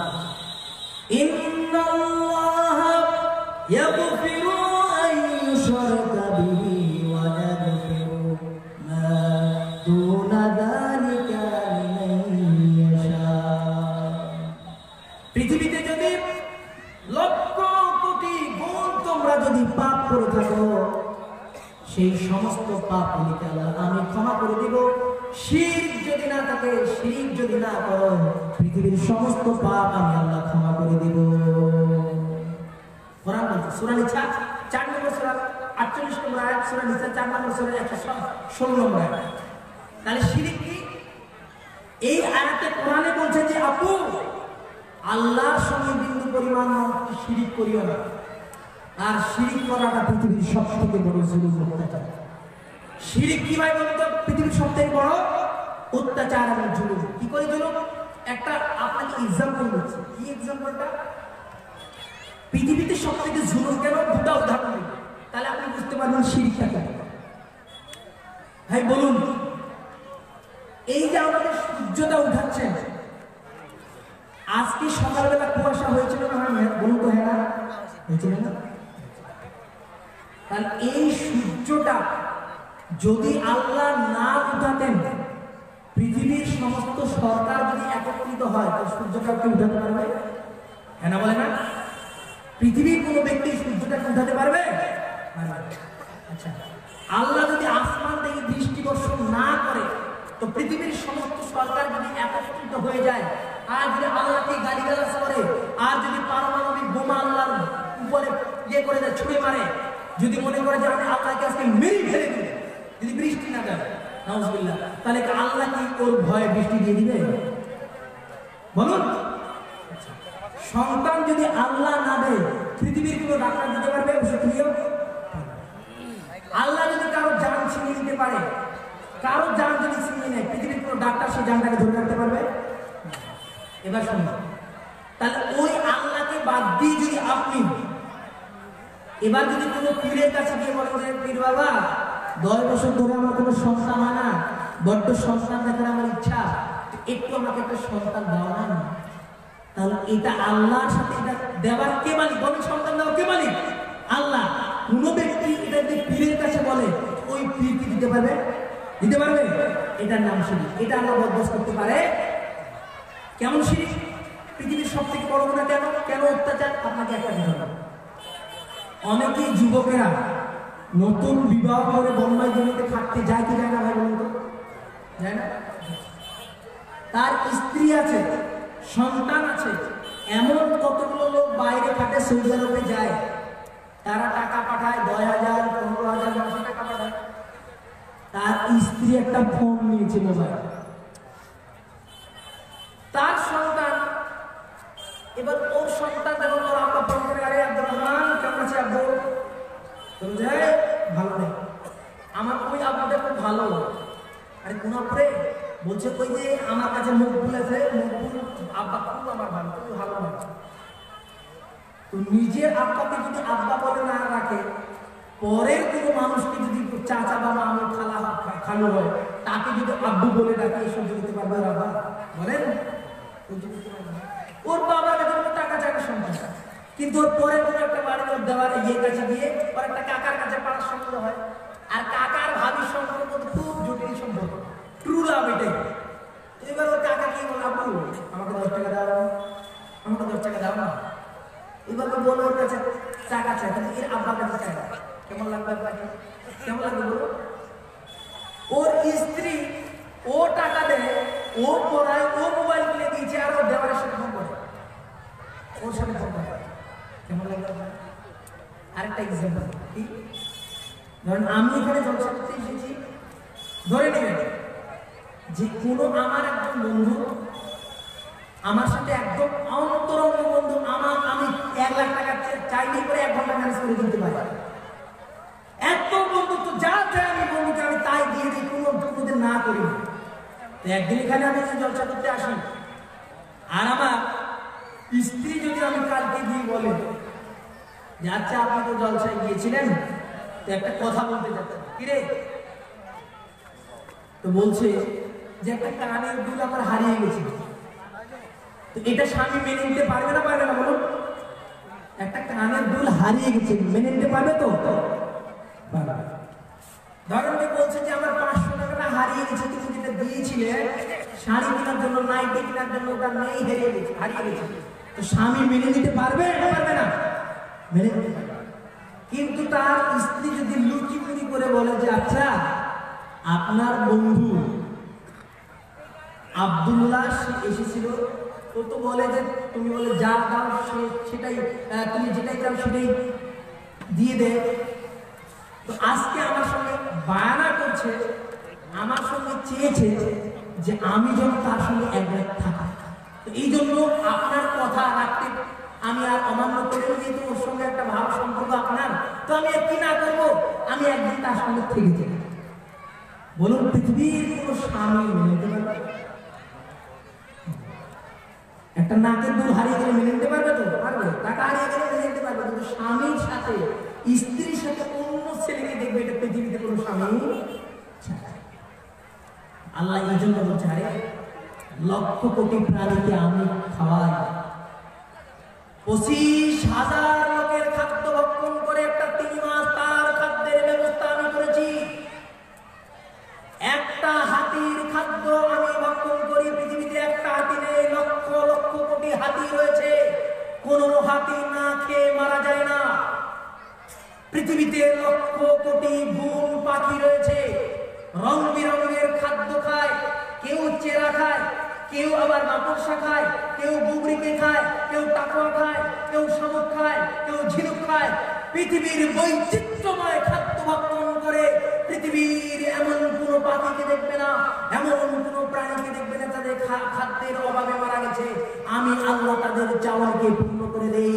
হে বাংলা, তোমাদের কিছু প্রশ্ন করতে চাই, এই খাদ্যের ভার কোন প্রধানমন্ত্রী নরেন্দ্র মোদী নেয়নি, এই ভার পৃথিবীর কোন সরকার নেয়নি, এই ভার আমি নিয়েছি। অতএব আমার কাছে তোমরা যদি সন্তান চাও তো আমার কাছে চাও, পৃথিবীর কোন মানুষের কাছে যদি চাও, এটা আমি আল্লাহ বরদাস্ত করতে পারি না। এই জন্য আমি বলেছি শিরক পৃথিবীর সবথেকে মহা অপরাধ, সবথেকে মহা অত্যাচার, সবথেকে মহা জুলুম। এই জন্য তোমরা শিরকের ধারে কাছেও যাবে না, তুমি তো যাবেই না, তোমার সন্তানকে বলবে আব্বু শিরক করিও না। তোমাকে আরেকটা কথা বলি, এমন লোক আছে যারা পীরের দরগায় খাসি দিয়ে পোলাও রান্না করে পীরের কাছে দিয়ে দেয়, তাই না ভাই? এমন লোক আছে না? এমন লোক আছে যারা খাসি পীরের নামে জবাই করে। আল্লাহ বলছেন ইন্নাস সালাতি ওয়া নুসুকি ওয়া মাহইয়ায়া ওয়া মামাতি লিল্লাহি রাব্বিল আলামিন। বলো আমার কুরবানি, আমার নামাজ, আমার জীবন, আমার মৃত্যু সবটাই তোমার জন্য। যিনি সারা জাহানকে প্রতিপালন করে সেই স্রষ্টার জন্য। জীবন হবে আমার জন্য, মৃত্যু হবে আল্লাহর জন্য। এবং আল্লাহ বলছেন নামাজ হবে আমার জন্য, সিজদা হবে আমার জন্য। কিন্তু সিজদা এই মাথা যদি কোনো পীর সাহেবের দরবারে গিয়ে দিয়ে দেয়, এটাই হলো আল্লাহর কাছে সবথেকে বড় শিরক। আল্লাহ বলবে না, কিন্তু পীর সাহেব হবে কিনা? হবে না। পীর সাহেবের যদি এতই ভালো হলো, সেদিন জলসায় যাচ্ছিলাম কালিয়াচকে, যেতে যেতে গোলাপগঞ্জ ওটা দিয়ে যাচ্ছে পীরের বাজার, যেতে যেতে বলছে গাড়ি দাঁড় করানো, গাড়ি দাঁড় করে ওখানে 10 থেকে 5 টাকা করে দিচ্ছে। তাই বলছে কি বলছে, বলবি সাহেব 5 টাকা দেন, নাহলে গাড়ি অ্যাক্সিডেন্ট হয়ে যেতে পারে। আশ্চর্য বাবা, কেন? বলছে দিতেই হবে টাকা, নাহলে পীর সাহেব আছে এমন একটা ফুল মারতে গাড়ি অ্যাক্সিডেন্ট, তাই না? হ্যাঁ তো ঠিক আছে, আচ্ছা আমি তোমরা পীর বাবা করে রাখছো? বলছে হ্যাঁ, আরে আমাদের বাবা যেটাই দেখে সেই দিয়ে তো বাবা যেটাই দেশে তাই বলছি ভাই তোমার কি সব জায়গায় একটা ইউরোপিয়ান চলে জায়গায় চেয়ে দেখো না আছে কিনা। আমি বললাম যে আমার বাবা কোনোদিন ধরেন যে একটা সন্তান খুব দুষ্টামি করছে, আমার বাবা যদি একটা কথা না মানি তো আমার বাবার সঙ্গে বলবো তোর গাড়িটা আমি অ্যাক্সিডেন্ট করে দেবো, তবে তোকে আমি 20 টাকা মেরে ফেলবো, বলে বাবারা তাহলে তোমার কেমন বাবা যদি 10 টাকা দিতে পারলাম না এই জন্য গাড়িটা উল্টিয়ে দিবি, ইয়ে আমরা কেমন পাবে তো শয়তান, কিন্তু বাবা হতে পারে না। তাহলে তোমার বাবার যাতে কতই শক্তি, তাহলে তোমার বাবার টাকার কি দরকার? তোমার বাবা তো লক্ষ কোটি টাকা এমনিতেই হয়ে যাবে, কেন তো আল্লাহ হয়ে বসে আছে সেটা করছো, ওর নিজের টাকার দরকার, আমি তোমার টাকা। তো যারা হতভাগার এখানে চিন্তা করছে তারাই হচ্ছে মুশরিক, তাদের ঈমান নেই, তাদেরকে মাটি দেওয়া চলবে না। মুসলমানের দুরস্তাদের তাদের ঠিকানা হবে না, তাদের জ্যান্ত তাদেরকে মরা লাশকে পা দিয়ে খুঁচে দিয়ে আসতে হবে জানা যাবে। এই জন্য আল্লাহ তাআলা হে বৎস আল্লাহর সাথে বিন্দু পরিমাণ তাদের শিরক করবে। শিরক কি আরেকটা হাদিস বলে আমি সামনে বলছি কি সুনানে তিরমিজি 2য় খণ্ড হাদিস পড়ব 3540। আল্লাহ বলছেন একটু শুনুন শিরকের কতটা বড় কি। আল্লাহর নবী হাদিসে কুদসিতে বলছেন লা দাআওতানি ওয়া নাজাওতানি, হে পৃথিবীর মানুষ তোমরা যদি আমার কাছে দোয়া করো, দোয়া করতেই থাকো, লাউ বালাগা জুনুবুকা আনানা সামায়ে, হে পৃথিবীর মানুষ তোমরা যদি পাপ করতে করতে করতে করতে করতে আসমান পর্যন্ত ঠেকিয়ে দাও, শুধু পাপ আর পাপ, আসমান জমিন পাপে ভরপুর হয়ে আছে, জিনার পাপ আছে, মদের পাপ আছে, আপনি সুদের পাপ আছে, আপনার এই ইত্যাদি যত পাপ আছে সমস্ত পাপ করতে করতে করতে করতে আসমান পর্যন্ত ঠেকিয়ে দিয়েছো। আল্লাহ বলছেন দেখে বলছেন হে আমার বান্দা যদি তোমরা পাপ করতে আসমান পর্যন্ত ঠেকিয়ে দাও, ফুমাস্তাগফারতানি, এরপরেও যদি আমার কাছে ক্ষমা চাও তাহলে আমি আল্লাহ তোমাদেরকে ক্ষমা করে দেব, ওয়ালা উবালি, কিন্তু আমি কোনো কাউকে পরোয়া করি না। হে আমার বান্দা তোমরা যদি পাপ করতে করতে আসমান পর্যন্ত নিয়ে যাও, এরপরে যদি তোমরা আমার কাছে চলে আসো, বিচারের ময়দানে যদি চলে আসো, লা আতাউকা বিকুরাবিল আরদি খাতায়া, তোমরা যদি পাপ করতে করতে আসমান পর্যন্ত নিয়ে যাও আর যদি তোমাদের কাছে শিরক না থাকে তাহলে তোমরা যতগুলো গুনাহ করেছো ততগুলো গুনাহকে ডিলিট করে দিয়ে সেই পরিমাণ নেকি নিয়ে আমি আল্লাহ তোমাদের কাছে হাজির হয়ে যাব। যদি শিরক না থাকে, জিনার গুনাহ মাফ হয়ে যাবে, ডাকাতির গুনাহ মাফ হয়ে যাবে, চুরির গুনাহ মাফ হয়ে যাবে, মদের গুনাহ মাফ হয়ে যাবে, শিরকের গুনাহ মাফ হবে না। এই জন্য মা বোনেরা বিশেষ করে শিরক করে থাকে, এই শিরককে বর্জন করতে হবে। দাঁড়াহাট জলসা করতে গিয়েছি, বলছে রবিবারে কচু খাওয়া যায় না, কেন? বলছে রবিবারে কচুর জন্মদিন। আরে বাপ, কোন বইতে পেয়েছে বুঝে তুমি? বলছে না আমাদের 14 মিষ্টি করে আসে, ওই কচুর জন্মদিন বলছে রবিবারে, আশ্চর্য লোক। এই জন্যে তুলসীর গাছ মানুষকে ছেড়া যায় না, এই ধারণা করলে শিরক হয়ে যাবে। কোনো ব্যক্তি যদি মনে করে প্রাণীকে লাঠি মারতে হবে না, লাঠি মারলে পরে অমঙ্গল হয়ে যায়, এই ধারণা করলে শিরক হয়ে যাবে। কোনো ব্যক্তি যদি মনে করে গাছের আলোয় পেঁচা ডাকছে, এই পেঁচা ডাকলে পরে অকল্যাণ নেমে আসে, কোনো কিছু অঘটন ঘটতে পারে, এই ধারণা যদি কোনো ব্যক্তি করে তাহলে শিরক হয়ে যাবে। কোনো ব্যক্তি যদি মনে করে, কোনো ব্যক্তি যদি ধানের উপর দিয়ে চলাফেরা করে, চালের উপর দিয়ে একটু পা পড়ে যায় তাহলে অমঙ্গল হয়ে যাবে, এই ধারণা করলে শিরক হয়ে যাবে। আপনাকে ধারণা থেকে বেঁচে থাকতে হবে। এই জন্যে মুআয রাদিয়াল্লাহু তাআলা আনহুকে বলেছিলেন আওসানি রাসূলুল্লাহ সাল্লাল্লাহু আলাইহি ওয়াসাল্লাম বিআশরি কালিমাতিন, মুআযকে আল্লাহ রাসূল ওসিয়ত করেছিলেন শেষ জীবনে, মুআয 10টা তোমাকে ওসিয়ত করে যাচ্ছি, এই 10টা যদি তুমি করতে পারো তাহলে তুমি জান্নাতে চলে যাবে। লা তুশরিক বিল্লাহ ওয়া ইন কুতিলতা আও হুরিকতা, মুআয তুমি আল্লাহর সঙ্গে বিন্দু পরিমাণ শিরক করবে না। তোমাকে যদি কেউ একটা রশি দিয়ে দড়ি দিয়ে যদি কোনো ব্যক্তি বেঁধে রাখে আর তোমার চামড়াটা যদি কোনো ব্যক্তি ছিলে নেয় আর তোমাকে যদি পিস পিস করে কেটে কেটে তোমার প্রত্যেকটি মাংস যদি কেটে কেটে পিস বানিয়ে নেয় আর তোমাকে যদি জ্যান্ত আগুনের মধ্যে ফেলে দেয়, মুআয তবু তুমি আল্লাহর সঙ্গে বিন্দু পরিমাণ শিরক করবে না। ওয়া ইন কুতিলতা আও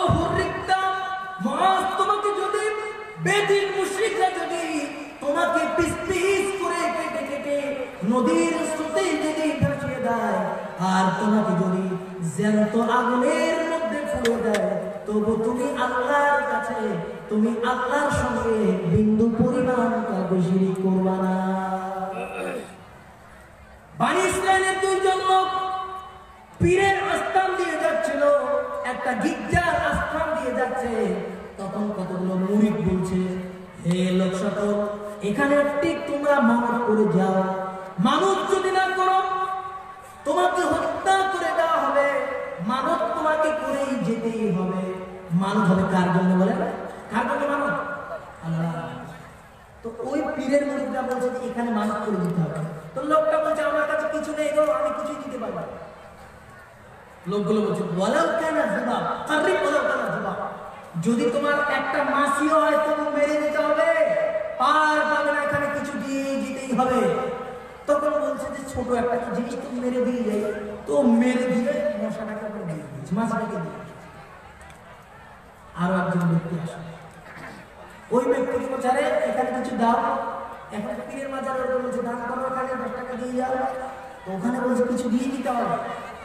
লোকটা বলছে আমার কাছে কিছু নেই, বলছে মাছি মেরে হলেও দিয়ে দিতে হবে। তখন লোকটা বলছে আল্লাহর কসম, আমি এখানে কোনো কিছু মানত করবো না, তার মধ্যে শিরক রাখবো। যখন এই কথা বলা হলো, নাঙ্গা তলোয়ার উঠে তাকে হত্যা করা হলো। আল্লাহর পক্ষ থেকে ফয়সালা নেমে আসলো, যে ব্যক্তি মাছি মেরে সেই আস্তানায় দিয়ে দিল, আমি আল্লাহ বলছি, আমি আল্লাহর নবী সাক্ষ্য দিচ্ছি যে সরাসরি সেই ব্যক্তি জাহান্নামে চলে গেল। যে ব্যক্তি মাছিটাকে মেরে দিল না, শিরিক করতে গেল না, আমি নবী সাক্ষ্য দিচ্ছি এর জন্য সে জান্নাতে চলে যাবে। তাহলে শিরকের মর্যাদা, শিরক থেকে বেঁচে থাকার মর্যাদা। এই জন্য প্রথমে আপনার সন্তানটাকে বলুন যে আব্বু আল্লাহর সাথে শিরক করবে না। এটা শিরকি কথা, তুমি কেন বলছো? এগুলো কথা বলিও না, শিরক হয়ে যাবে, এগুলো করিও। 1 নম্বর শিক্ষা। দ্বিতীয় নম্বর কি? আল্লাহর নবী বলছেন কোন সন্তান যখন 7 বছর বয়স হয়ে যাবে, তখন তোমাদের একটা অভিভাবক হিসাবে 7 বছরে তাকে মসজিদে নিয়ে যাওয়ার কাজ করতে হবে। আপনারা একজন ব্যক্তি হাত তুলে বলেন ভাই আমি 7 বছরে আমার সন্তানটাকে মসজিদে নিয়ে গেছি। একজন ব্যক্তি আপনারা দেখেন, এতগুলো লোক কেউ হাত তুলছে না যে 7 বছর নিয়ে যায়। কিন্তু আপনাকে যদি বলি ভাই আপনার 3 বছর ছেলেটাকে মোবাইল কিনে নিয়ে গেছে, কিন্তু আল্লাহর নবী বলেছেন 7 বছর যদি হয়ে যায়, পিতা তোমার দায়িত্ব হচ্ছে মসজিদে নিয়ে যাওয়া। তুমি যদি মসজিদে না নিয়ে যাও, তাহলে বিচারের ময়দানে তোমাকে আল্লাহর কাঠগড়ায় দাঁড়াতে হবে। তোমাকে যতই তাহাজ্জুদ পড়ো, কাবা শরীফের গিলাফ ধরে যদি কান্না করো, রব্বানা আতিনা ফিদ দুনিয়া 5 পয়সা, এই দোয়া দিয়ে তুমি জান্নাতে যেতে পারবে না। কারণ তুমি তোমার সন্তানকে তুমি বেদিন করে রেখেছো। অনেক মাকে জিজ্ঞেস করি, মা তুমি তোমার সন্তানটাকে কি 7 বছর বলেছো যে আব্বু নামাজ পড়তে যাবে? কিন্তু এই লোকগুলো হাজারে দেখেন, আপনি আপনার সন্তানটাকে 5 বছরে কেজি স্কুলে যাবে দিয়েছি তো? আপনার স্কুলতে আপনার সন্তানটা 6 বছর তুমি কেজি স্কুলে যাওনি, দিয়েছি তো? তোমার সন্তানটা যদি মসজিদে স্কুলে না যেতে চায় তুমি কি করো? 10 টাকা দিয়েছি, ওটাও যদি না মানে, একটা কেক কিনে দিয়েছি, ওটাও যদি না মানে, মোবাইল কিনে দিয়েছি, ওটাও যদি না মানে, সাইকেল কিনে দিয়েছি, তো তোমার সন্তানটা যদি মসজিদে যাবে তুমি কি কিনে দিয়েছো? আল্লাহ তো বলছেন না যে তুমি তোমার সন্তানটাকে আগে 5 বছর স্কুলে নিয়ে যাও। আর এত স্টাইল কত, এর সন্তানটা এই গ্রামে বাস করে, 3 বছর বলছে আব্বু তুমি কি জানো না স্কুলে পড়তে হবে হাতিমে 20, মানে আমি তুমি করে শিখিয়ে দিল। আরে তোমার এই সন্তানটাকে শিখানো লাগবে না, ও 3-4 বছর অলরেডি শিখে যাবে স্কুলে। তো এই সন্তানটাকে তুমি স্কুলে পাঠাতে পারলে মসজিদে পাঠাতে পারলে না। আল্লাহ রাসূল বলেছেন, সুনান তিরমিজি প্রথম খণ্ড হাদিস নম্বর 495 তিনি বলছেন, মুরু আওলাদাকুম বিস-সালাত ওহুম আবনাউ 7 সিনিন, তোমাদের সন্তানের বয়স যদি 7 বছরের হয়, তখন তোমরা তোমাদের সন্তানদেরকে নামাজের জন্য আদেশ করো। তাহলে এই সন্তান মরার পরে এই সন্তান মহামূল্যবান সম্পদ হবে। আমি একটু পর আসি, তোমাকে বলে দিতে হবে আব্বু চলো নামাজ পড়তে চলো। এভাবে করে নিয়ে চকলেট দেন, একটা কেক কিনে দেন, বলবেন যে আপনি চলো মসজিদে চলো। এই কথা যদি না বলেন আর আপনার যদি ইন্তিকাল হয়ে যায়, বিশ্বাস করুন তাহাজ্জুদ দিয়ে জান্নাত পাবেন না। বিশ্বাস করুন 2 লাখ টাকা দিয়ে হজ করে জান্নাত পেতে পারেন না। যদি আপনার সন্তানকে এই শিক্ষা না দেন যে আব্বু তোমাকে মসজিদে যেতে হবে, নামাজ পড়তে হবে, এই শিক্ষা আজই তোমার সন্তানকে দিতে হবে। যেভাবে তুমি তোমার সন্তানটাকে স্কুলে পাঠিয়েছিলে ঠিক সেইভাবে তোমার সন্তানকে মসজিদে যেতে হবে। তোমার সন্তানকে 10 বছর যখন যাবে, যদি নামাজ পড়তে না যায় তাহলে তোমার সন্তানকে পিটিয়ে প্রহার করে মসজিদে নিয়ে যেতে হবে। 3 নম্বর কি করতে হবে? বিছানাকে আলাদা করে দিতে হবে। বিছানা তুমি তোমার বিছানা আলাদা। কেন বিছানা আলাদা করে দিবে? অনেক মা বোনেরা আছে যাদের 14 বছর সন্তানটাকে কোলে করে ঘুমিয়ে যাচ্ছে না, পিতার সঙ্গে 8-10 বছর হলে সন্তান ঘুমাতে পারবে না। কেন ঘুমাতে পারবে না? একটা সন্তানের বয়স যখন 9 থেকে 10 বছর চলে আসে তখন তার যৌবন উঁকি মেরে দেয়। যখন যৌবন চলে আসলো তখন রাত্রিবেলা তার নাইট পারে, স্বপ্ন দোষ হয়ে যেতে পারে, তাহলে তার অপরিহার্য যে ফজরের আগে তাকে ফরজ গোসল করতে হবে। আপনি পিতা যদি তাকে নিয়ে ঘুমিয়ে যান, আপনি মা যদি তাকে নিয়ে ঘুমিয়ে যান, এই সন্তান লজ্জায় গোসল করবে না। এর দায়ী ভার, এর দার ভাই তোমার নিতে হবে, এর জিম্মেদার তোমাকে নিতে হবে। এই জন্য সন্তানকে 10 বছর হলে আর বিছানায় তোমাদের রাখা হবে না, আলাদা রুম করে দিতে হবে, আলাদা ঘর করে দিতে হবে। তাহলে 10 বছরে পিটিয়ে প্রহার করে মসজিদে নিয়ে দিতে হবে।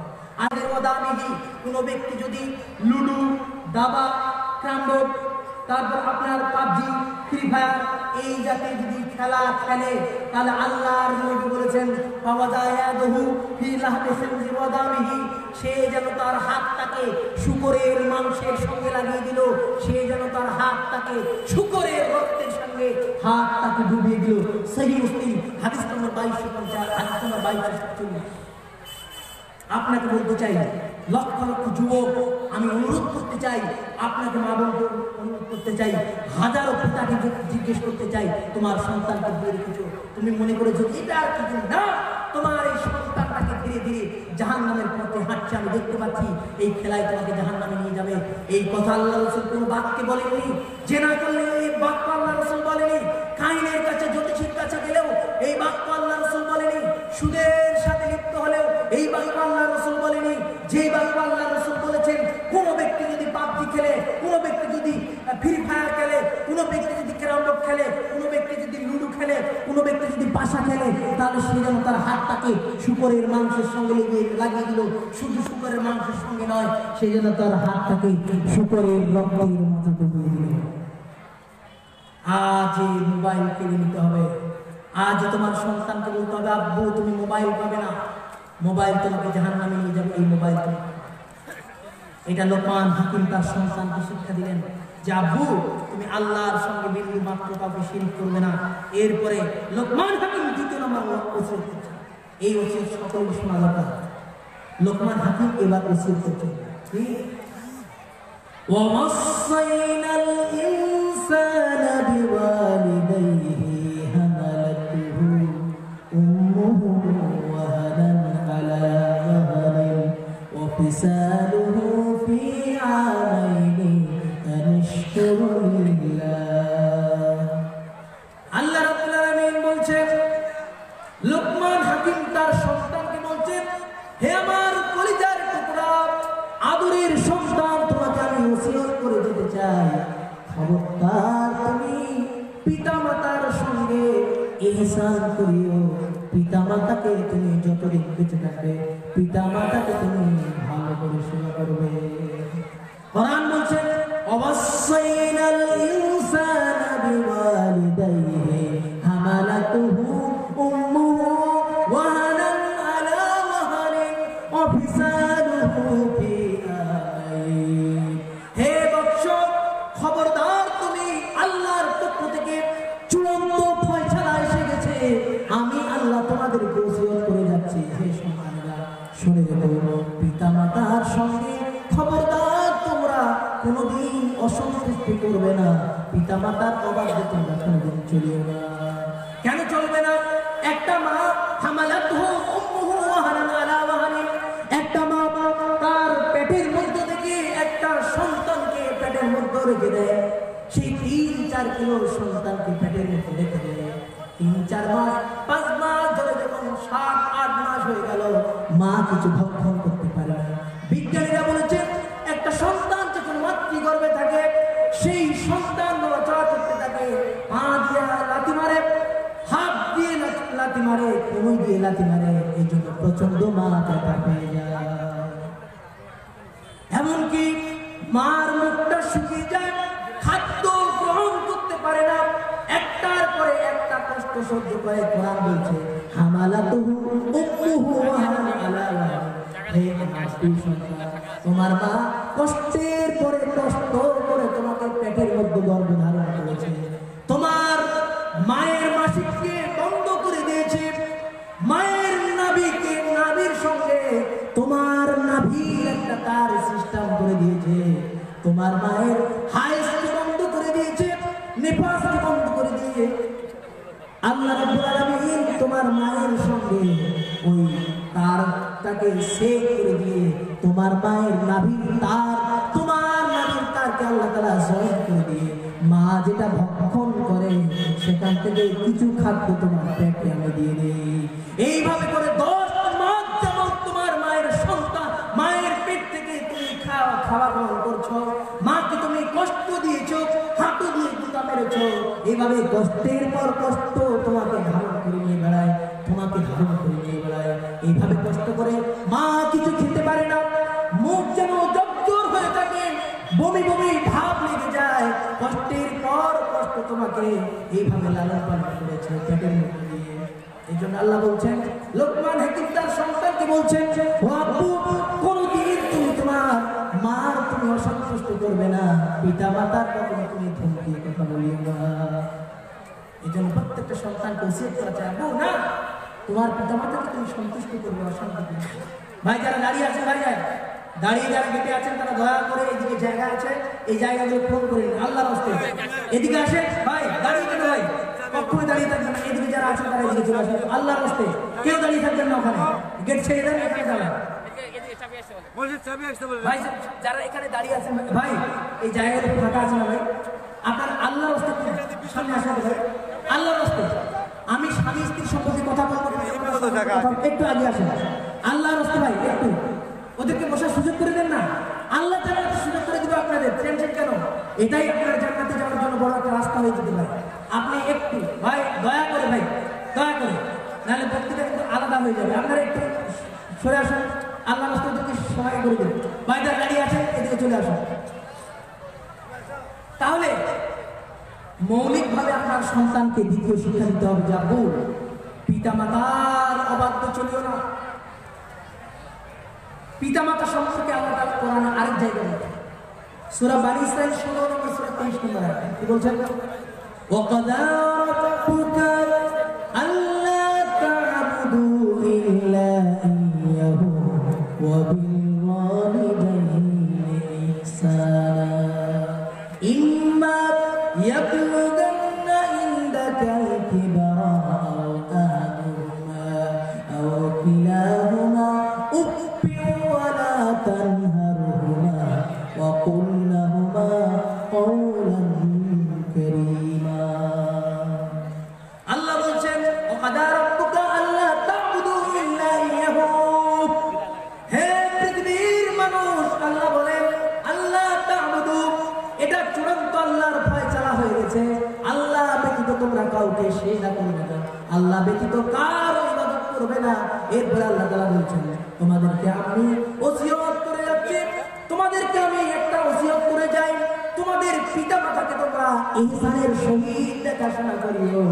তোমাদের পিতামাতা যদি কেউ যদি 60 বছরের হয়ে যায়, কেউ যদি 80 বছরের বৃদ্ধ হয়ে যায়, তাহলে এই সন্তান অনেকে দেখা যায় মাকে বিছানা আলাদা করে দিয়েছে, তার স্ত্রী বলেছে তোমার মায়ের কাশি আমি দেখতে পারবো না, তোমার মায়ের পেশাব আমি টানতে পারবো না, তোমার মাকে যদি তুমি অন্য জায়গায় না রেখে দাও তাহলে আমি তোমার আর সংসার করতে রাজি নেই। অনেক সন্তান আছে যারা মাকে ডাস্টবিনে ঠিক করেছে বৃদ্ধাশ্রমে দিয়ে দিয়েছে, স্ত্রীর জন্য বড়া কমলা আপেল নিয়ে আসে, মা কিছু পায় সন্তান অভাব। এই সন্তান ওর স্ত্রী বলেছে তোমার বুড়ি মাকে যদি নিয়ে ওইদিকে না রাখো তাহলে আমি কালকে এর আমি সেবা করবো। এবারে মায়ের কাছে স্ত্রীর কাছে কোপড়া লেগে যাবে, একদম কাতর, কিছু বলতে পারবে না। ওর মাকে বলছে না এই কারার কাছে না, তোর বৌমা খুব কষ্ট পেয়েছে, নসিহত করছে তার মাকে দিয়ে, যেরকম কাজ লিখছে তোর বৌমা ডিস্টার্ব হচ্ছে এরকম আর পায় না। অনেক মা বাবা ঠ্যাং টং ভেঙে আছে, 80-85 বছর বয়স, চলতে পারে না, বিছানায় বিশ্বাস করে, বিছানায় থাকে। ওই সন্তান আর মাকে দেখতে চায়, মাকে দেখে নাচ শিখায়, মাকে দেখলে অসুস্থ বকে। আল্লাহ বলেন হে পৃথিবীর মানুষ, তুমি তোমার মায়ের অনুগ্রহকে একবার তাকিয়ে দেখো। তোমার মা যখন ছোট ছিলে ঠান্ডার সময় তুমি কতবার পেশাব করে দিয়েছো। তোমার পেশাবটাকে মা 3-4 বার করে কাপড়কে পরিবর্তন করে দিয়ে ওই জায়গা সুন্দর করে দেয়। এমন হয়ে যায় মা নিজের পেশাবের জায়গায় থাকে, সন্তানকে শুকনো জায়গায় দিয়ে ঘুম পাড়ায়। পিতা দূর থেকে বলে আরে কান্না যদি বন্ধ না করে ছেড়ে আসামে, এটা কিন্তু রাগ, ভোল্টেজ 440 ভোল্ট দিয়েছে, এইভাবে কান্না করবে, ঘুম পাড়তে দিবি না। মা এবার ওই সন্তানকে নিয়ে কান্না বন্ধ করার চেষ্টা করে, সেই কাপড়কে পরিবর্তন করে দিয়ে ঠান্ডার সময় জাড়ের সময় মা উঠে তাকে সেই পিতাকে পরিবর্তন করে দেয়, জামা পরিবর্তন করে দেয়, গোটা রাত তার ঘুম হয় না। এভাবে করে মা ধীরে ধীরে সন্তানকে লালন পালন করে। পাশের বাড়িতে যদি জিলাপি খেতে দেয় তাহলে ওই জিলাপিটা মা ভক্ষণ করে না, সন্তানের জন্যই আর আর কাপড়ের আঁচলে শাড়ির আঁচলে করে ওই পর ওই জিলাপি ওই মিষ্টি সন্তানের মুখে এনে তুলে দেয়, মা সেটাকে ভক্ষণ করতে চায় না। আর এই মা যখন 60-70 বছর হয়ে যায় তখন সেই মা মরার অপেক্ষায় সেই সন্তান থাকে। এই বুড়ি কখন মরবে, না মরলে আর কোনো শান্তি নাই, আমি কোথাও যেতে পারি না, এর জন্য আমি মেহমান আনতে পারি না, এর জন্য আমার বাড়িতে কেউ আসে না, মরবে কখন। একটা সন্তানকে মা বড় করার প্ল্যান করে যে আমার সন্তান কিভাবে মানুষ হবে, কিভাবে সে খাদ্য গ্রহণ করবে। সকাল থেকে খাদ্য যদি সন্তান না খায় বারবার সন্তানকে বলে আব্বু একটু খাও, আব্বু একটু ডিম ভেজে দিচ্ছি আব্বু খাও। ওর মা একটু ডাল ভাত করেছে, সানা করেছে, তো সন্তান বলছে না আমি খাবো না। আব্বু ডিম ভেজে দিচ্ছে একটু খাবো না, খাবো না। ডিম খায় না, পটল ভাজি করে দেয়, বেগুন ভাজি করে দেয়, ডিম ভাজি করে দেয়। একটা সন্তানকে কত যত্ন করে একটা সন্তানকে আর করে দেয়। আরে সেই মা যখন 80-85 বৃদ্ধা হয়ে যায় সেই মাকে তখন সন্তান বলে মরবে কখন, সহ্য করতে পারা যায় না। একটা ঘটনা আপনাদের সাথে, গত কয়েকদিন আগে বাংলাদেশে ঘটনাটা ঘটেছিল, অবশ্যই হয় না। ওর চাচা তো কোন গ্রামের সম্পর্ক ভালোবাসে প্রচন্ড, দেখে এতিম ছেলে, ওর বাবা নেই, মা সুন্দর মেয়ে, ওকে বিবাহ প্রস্তাব দিয়েছে। আর ওর বাবার সঙ্গে এই মেয়ের বাবার একটা মিসআন্ডারস্ট্যান্ডিং হয়েছিল, ভুল বোঝাবুঝি হয়েছে, একটু ঝগড়া হয়েছিল। আর সব সময় ক্ষতি করা এরকম থাকে না গ্রামে, ওর ক্ষতিটা কিভাবে হবে, এ যদি গাড়ি অ্যাক্সিডেন্ট হয় তো ওগুলোকে নষ্ট দিয়ে খুরমা দিয়ে দিবে, কত আনন্দ হয়েছে, এরকম হতভাগা মানুষ তো মানে ওর যদি বিপদ হয়ে যায় তো খুব আনন্দ হয়ে। তো এর মেয়েকে প্রস্তাব দিয়েছে, এর সুযোগ বলছে যে না তোকে দিয়েও বিয়ে দিব না। বলছে কি করতে হবে, বলছে যে ঠিক আছে তোকে বিয়ে দিতে পারে, কিন্তু তোর মায়ের পরিচয়টা আমার সামনে। ডক্টর মুজাফফর বিন মহসিন তার ভাই মুকাররম বিন মহসিন তিনি একটা বই লিখেছেন, পিতামাতা ও আস্তির সমাজ, ওই বইটা দিয়ে আছে। তো তিনি ওর আব্বু বলেছে মেয়েটাকে যে দেখ ওর সঙ্গে ঘোরাফেরা করবি না, ওই লাভটা দিয়ে দেবার দিকে আর দেখতে পাই না, ওই যে মোটরসাইকেল এফজিক মোটরসাইকেল নিয়ে বেড়ায়, মানি বেগ আছে, সানগ্লাস নিয়ে বেড়ায়, ওকে দেখতে পাস না, ভিখারি ছেলে কি দিকে দিয়ে। মেয়ে বলছে ওকে ছাড়া আমি বাঁচবো না, যা হবে হোক আমি ওকে ভালোবাসি। তো শোন, ভালো যখন বেশি ফেলেছি আর কি বলবো, ওকে বলবি যে তোর মায়ের যদি কলিজাটা আনতে পারে তাহলে আমাকে তোর হাতে তুলে দেবো, আমি দেবো না। তখন ছেলেকে বলছে, দেখ মন একটা কাঁদো কাঁদো হয়ে প্রেমিকা বলছে যে শোনো, তোমাকে অনেকদিন থেকে ভালোবাসি, কিন্তু আর মনে হয় বিয়ে হওয়া সম্ভব নয়। বলছে কি তুই বল না? আরে পাহাড়কে আমি চুরমাচার করে দেবো। আরে গানগুলো বলে তো, আমি সাগরের ঢেউ থামাবো শুধু ভালোবাসা দিয়ে। এটা কোন গান? ও বলছে আবেগ বলছে কি যে আমি সাগরের ঢেউ থামাবো তোমার ভালোবাসা দিয়ে। আপনি মরো বলছে সাগরের ঢেউ থামাবো, মানে আবেগে বলে। তুমি যদি চাও তোমার হাতে দিতে পারি আমি সূর্যের চাঁদ, আমি দিতে পারি সূর্য এবং চাঁদ, এটা কি সম্ভব? আবেগে বলছে। তো বলছে বল না, পৃথিবীর যেটাই চাইবে তুই সেটাই দিয়ে দেবো। তো বলছে তাই? বলছে হ্যাঁ। তাহলে বিয়ে সম্ভব। কি করতে হবে? বলছে তোর মায়ের কলিজাটা। হ্যাঁ এনে দেবো। আরে তোকে যদি পাই তাহলে পৃথিবী আর আমার কেউ নেই, তোকে ছাড়া আমার কেউ মনে হয় না। তাই? বলছে হ্যাঁ। তো নিয়ে আয়। তো বলছে কি বললে মায়ের কলিজা? বলছে এটা ছাড়া আর অন্য হয়। বলছে না এটাই। বলছে কি আর করবো, ভালো যখন বেশি ফেলেছি, বইয়ের পাতা উঠালে তোকে দেখি, মোবাইলটা নাড়লেও তোকে দেখি, ঘুমালেও তোকে দেখি, তোকে ছাড়া আমি কিছুই দেখি না। তো আমার আর কেউ নেই, আমি ওটাই আর। মা ঘুমিয়ে আছে, রাত 9টা, গভীর রজনীতে মা ভাতের থালি নিয়ে অপেক্ষা করতে করতে আসতে দেখে রাত 11টা বেজে যাচ্ছে। সন্তান আসার কোনো কিছুই নাই। মা একবার উঠে একবার দাঁড়ায়, একবার দরজার সামনে যায়, আরো একবার চলে আসে। বাইকের আওয়াজ শুনলে পরে সঙ্গে খুলে দেয়। এভাবে করতে করতে কখন যেন মা অজান্তে ঘুমিয়ে গেছে। হঠাৎ করে সন্তান এসে দেখছেন যে মা আমার ঘুমিয়ে আছে। ঝুড়ির কাছে একটি সুন্দর ধরনের চাকু ছিল তার, সেই চাকুটা নিয়ে আসলো। একবার টার্গেট করে মা জেগে আছে নাকি, এই জন্য মারেন না।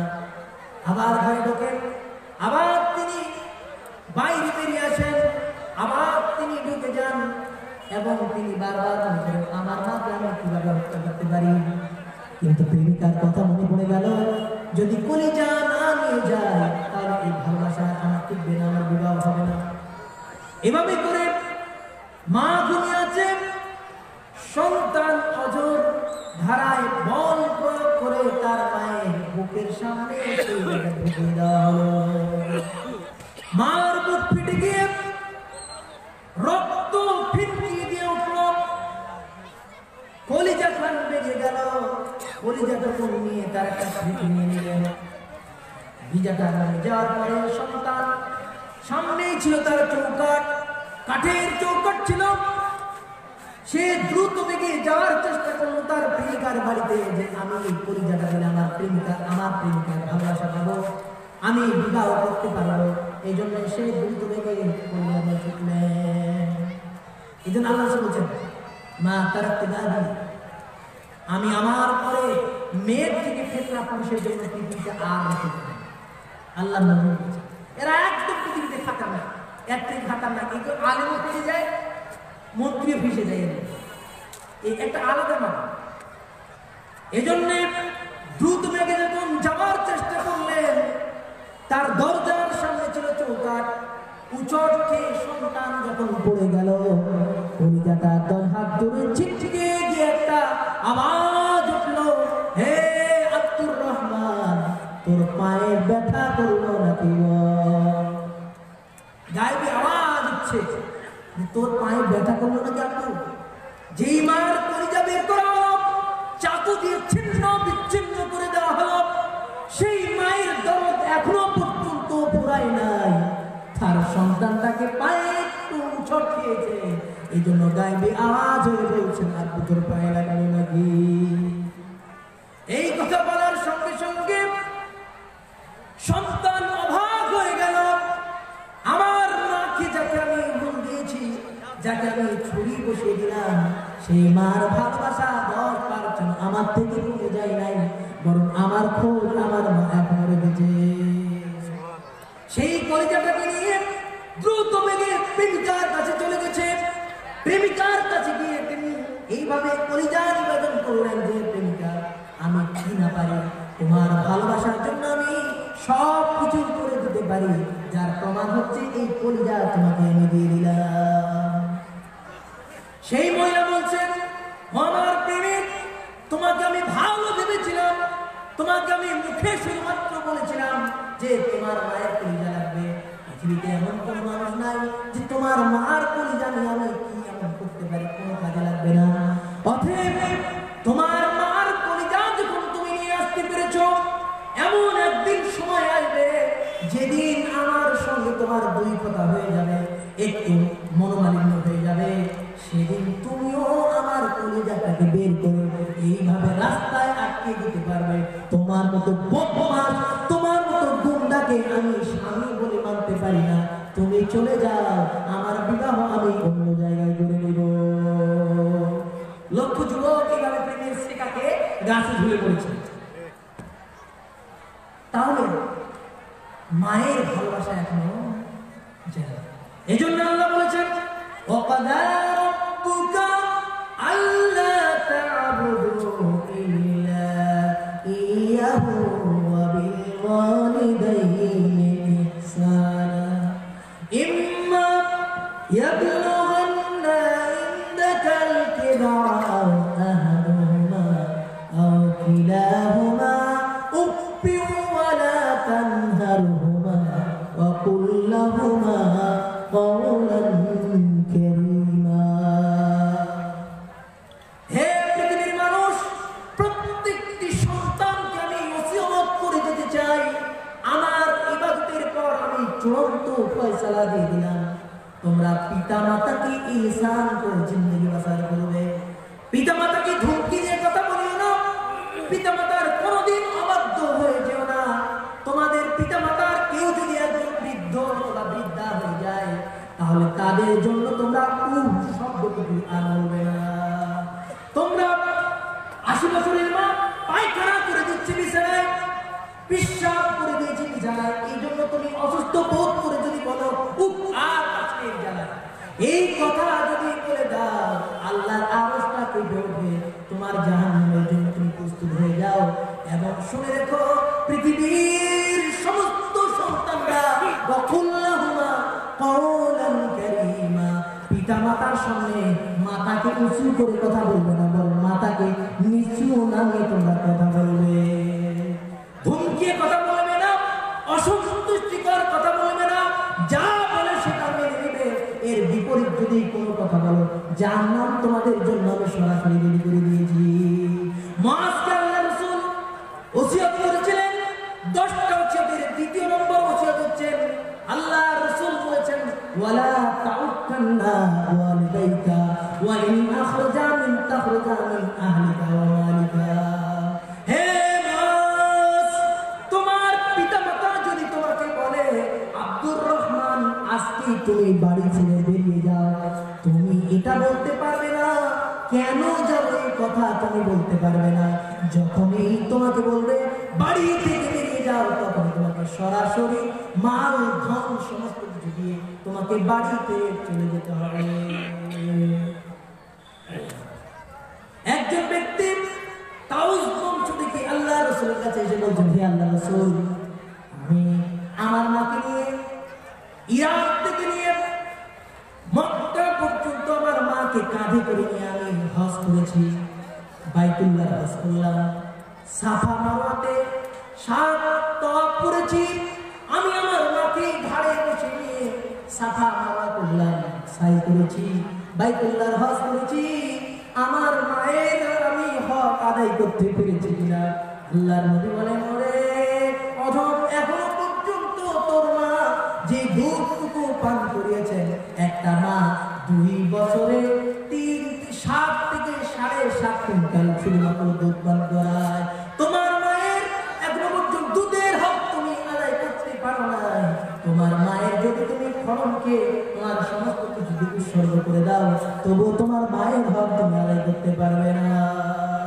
একজন এসে বলছেন, আল্লাহর রাসূল, খিদমত করব কার?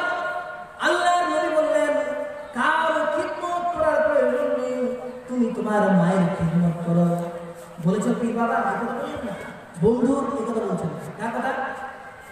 হে সাহাবী, তুমি তোমার মায়ের স্নেহ ভালোবাসা করবে, খিদমত করবে তোমার মায়ের। সাহাবী আরেকবার বললেন, হে আল্লাহর রাসূল, আমি খিদমত করবো কার? আল্লাহর নবী বললেন, তোমার মায়ের তুমি খিদমত করবে। এরপরে আবার জিজ্ঞেস করা হলো, হে আল্লাহর রাসূল, তুমি কার খিদমত করবে? আল্লাহর নবী বললেন, তোমার মায়ের খিদমত করবে। চারবার আবার বলা হলো, হে আল্লাহর রাসূল, আমি কার সঙ্গে ভালো ব্যবহার দেখাবো? আল্লাহর নবী বললেন, তোমার বাবার তুমি ভালো ব্যবহার করবে, তোমার বাবার সঙ্গে তুমি ভালো ব্যবহার করে চলবে। মায়ের থেকে, পিতা থেকে, বাপের থেকে মায়ের মর্যাদা আল্লাহ রাব্বুল আলামিন 3 গুণ বাড়িয়ে দিয়েছে। পৃথিবীতে সবথেকে মহাপাপ 1 নম্বর শিরক করা, 2 নম্বর উকুকুল ওয়ালিদাইন, পিতামাতার নাফরমানি করা। পৃথিবীর সবথেকে মহা অপরাধ হচ্ছে মায়ের সাথে অবাধ্য চলা, পিতামাতার সাথে চলা। অবাধ্য কেমন? যদি বলে যাবো আজকে মিনাপাড়ায় জলসায় তোমার যাওয়া হবে না, কারণ কেন যাবে না? ভালো কাজ যাবে না। কেন বলছে আমরা কেন যাবো না? ভালো কাজ ওখানে। বলছে না, ভালো থেকে খারাপ কাজ আসে। তুমি তার এটা নয়, ওই মেয়ে কোথায় গেছে, ওর মেয়ের পিছনে পিছনে লাগাতে যাচ্ছে, ষাঁড়ের মতো তুমি ঘুরে বেড়াবে, ওটা তো হবে না। ও ওখানে যাবে, তুমি কয় জায়গায় বসেছো, তুমি জলসায় যাবে না। ওই মেয়েটা কোথায় চানাচুর নিচ্ছে সেখানে যাবে, কোথায় মিষ্টি খাচ্ছে সেখানে যাবে, গুড়গুড় গুড়গুড় গুড়গুড় করে পাক দিবে, জলসায় তো শুনবেই না, এইভাবে জেনা করে চলে আসবে, তখন হয়ে যাবে। এই জন্য তুমি জান্নাত। এই সন্তান যদি অবাধ্য হয়ে আসে তাহলে তার প্রতি জান্নাত হারাম। যদি তার আম্মু বলে, আব্বু তুমি একটা বাজারে গিয়ে একটা বেদানা নিয়ে আসো, যদি বলে আপু একটা পানি নিয়ে আসো, ওর সঙ্গে এই কথা যদি বলে জান্নাত হারাম। যদি কোনো ব্যক্তি তার মা বলছে, আব্বু অনেক ফ্রি ফায়ার পাবজি এমন হয়ে গেল যে 6-7 জন আমাদের জেলাতে মারা গেছে, জেলাতে মারা গেছে, গোটা দিনটা আমরা ভাত খাই না। আমার মা তখন বলছে, ভাত আব্বু ভাত খাও, এবারও বন্ধু মনে করে থাপড় মেরে দিয়েছে। আসছে যত কথা না বোকারা টাইম পাসটা, চল এখানে কে বলতে দেখছি যে আমি মারছি করে। আর এই যে কোন সরকার, এই সরকারও পারমিশন দিয়েছে একটা সন্ত্রাসী খেলাকে, কিছুই ওই খেলাটা নেই, শুধু টাক টাক টাক টাক করে মানুষকে মেরে বেড়াবে, এটা নাকি খেলা হয়, সন্ত্রাসী শিক্ষা দিয়েছে।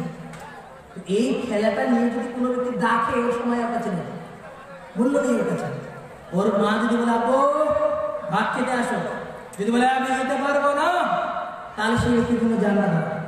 দলিল মুসনাদে আহমদ করবেন 5776 আল্লাহ রাসূল বলেছেন, সালাসাতুন কদ হারামাল্লাহু আলাইহিম জান্নাত, 3 ব্যক্তির প্রতি আমি জান্নাতকে হারাম করে দিয়েছি।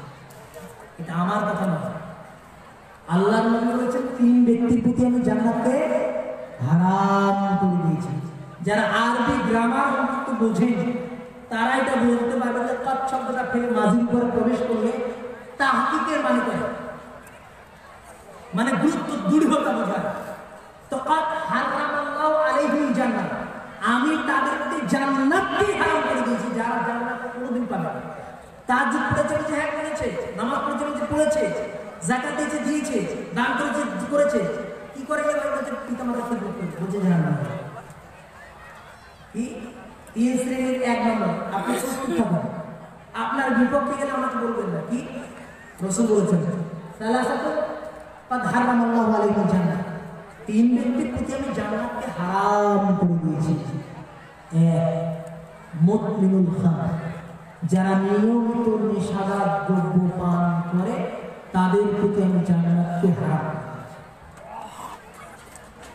আর একটা হাদিস শুনুন, সহিহ বুখারী 2য় খণ্ড কিতাব নিকাহ হাদিস নম্বর 5590। আল্লাহ রাসূল বলেন, সায়াতি আলাইহিস জামান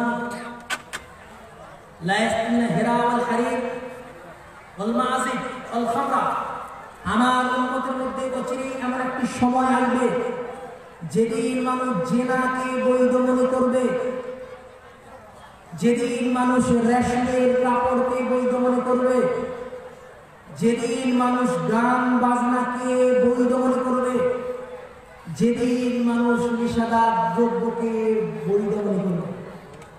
চারটে কথা আপনাকে বলি। এখন যদি কোনো ব্যক্তি বড়লোক হয়ে যায়, তাহলে ওই ব্যক্তি সরাসরি রেশমের কাপড় পরে। রেশমের কাপড় যেটা বলছে কটন, ওই জাতীয় পোশাক। রেশমের কাপড় আল্লাহ জান্নাতে দিবে, এটা দুনিয়াতে পরার জন্য না। দুই, আল্লাহ রাসূল বলছেন আমি জান্নাত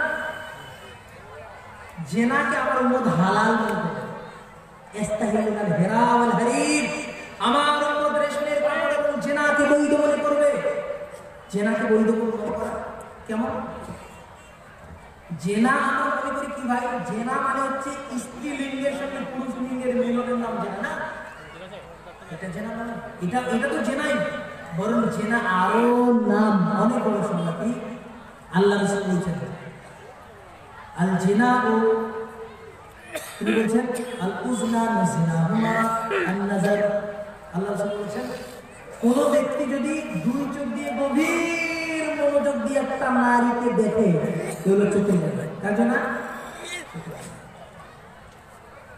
ওয়াল উজনানি জিনাহুমা আল ইস্তিমা, কোন ব্যক্তির ইসমা, কোন ব্যক্তি যদি দুই কান দিয়ে মোবাইলটা, হ্যালো কে বলছেন? আমি ভোডাফোন থেকে বলছি। আপনার 399 টাকার একটি রিচার্জ করে, তাহলে 364 দিন আনলিমিটেড পাবেন, আপনার নেট ফ্রি থাকবে। এইভাবে কল আসে না ভাই? যদি ছেলে ফোন করে, একটা ছেলে ফোন করে, হ্যালো কে বলছেন? আমি আব্দুর রহমান বলছি। কোথায় লিখেছেন? তো বাপের বাড়ি লিখেছে, কারণ ছেলে তো আর মজা পাচ্ছে না।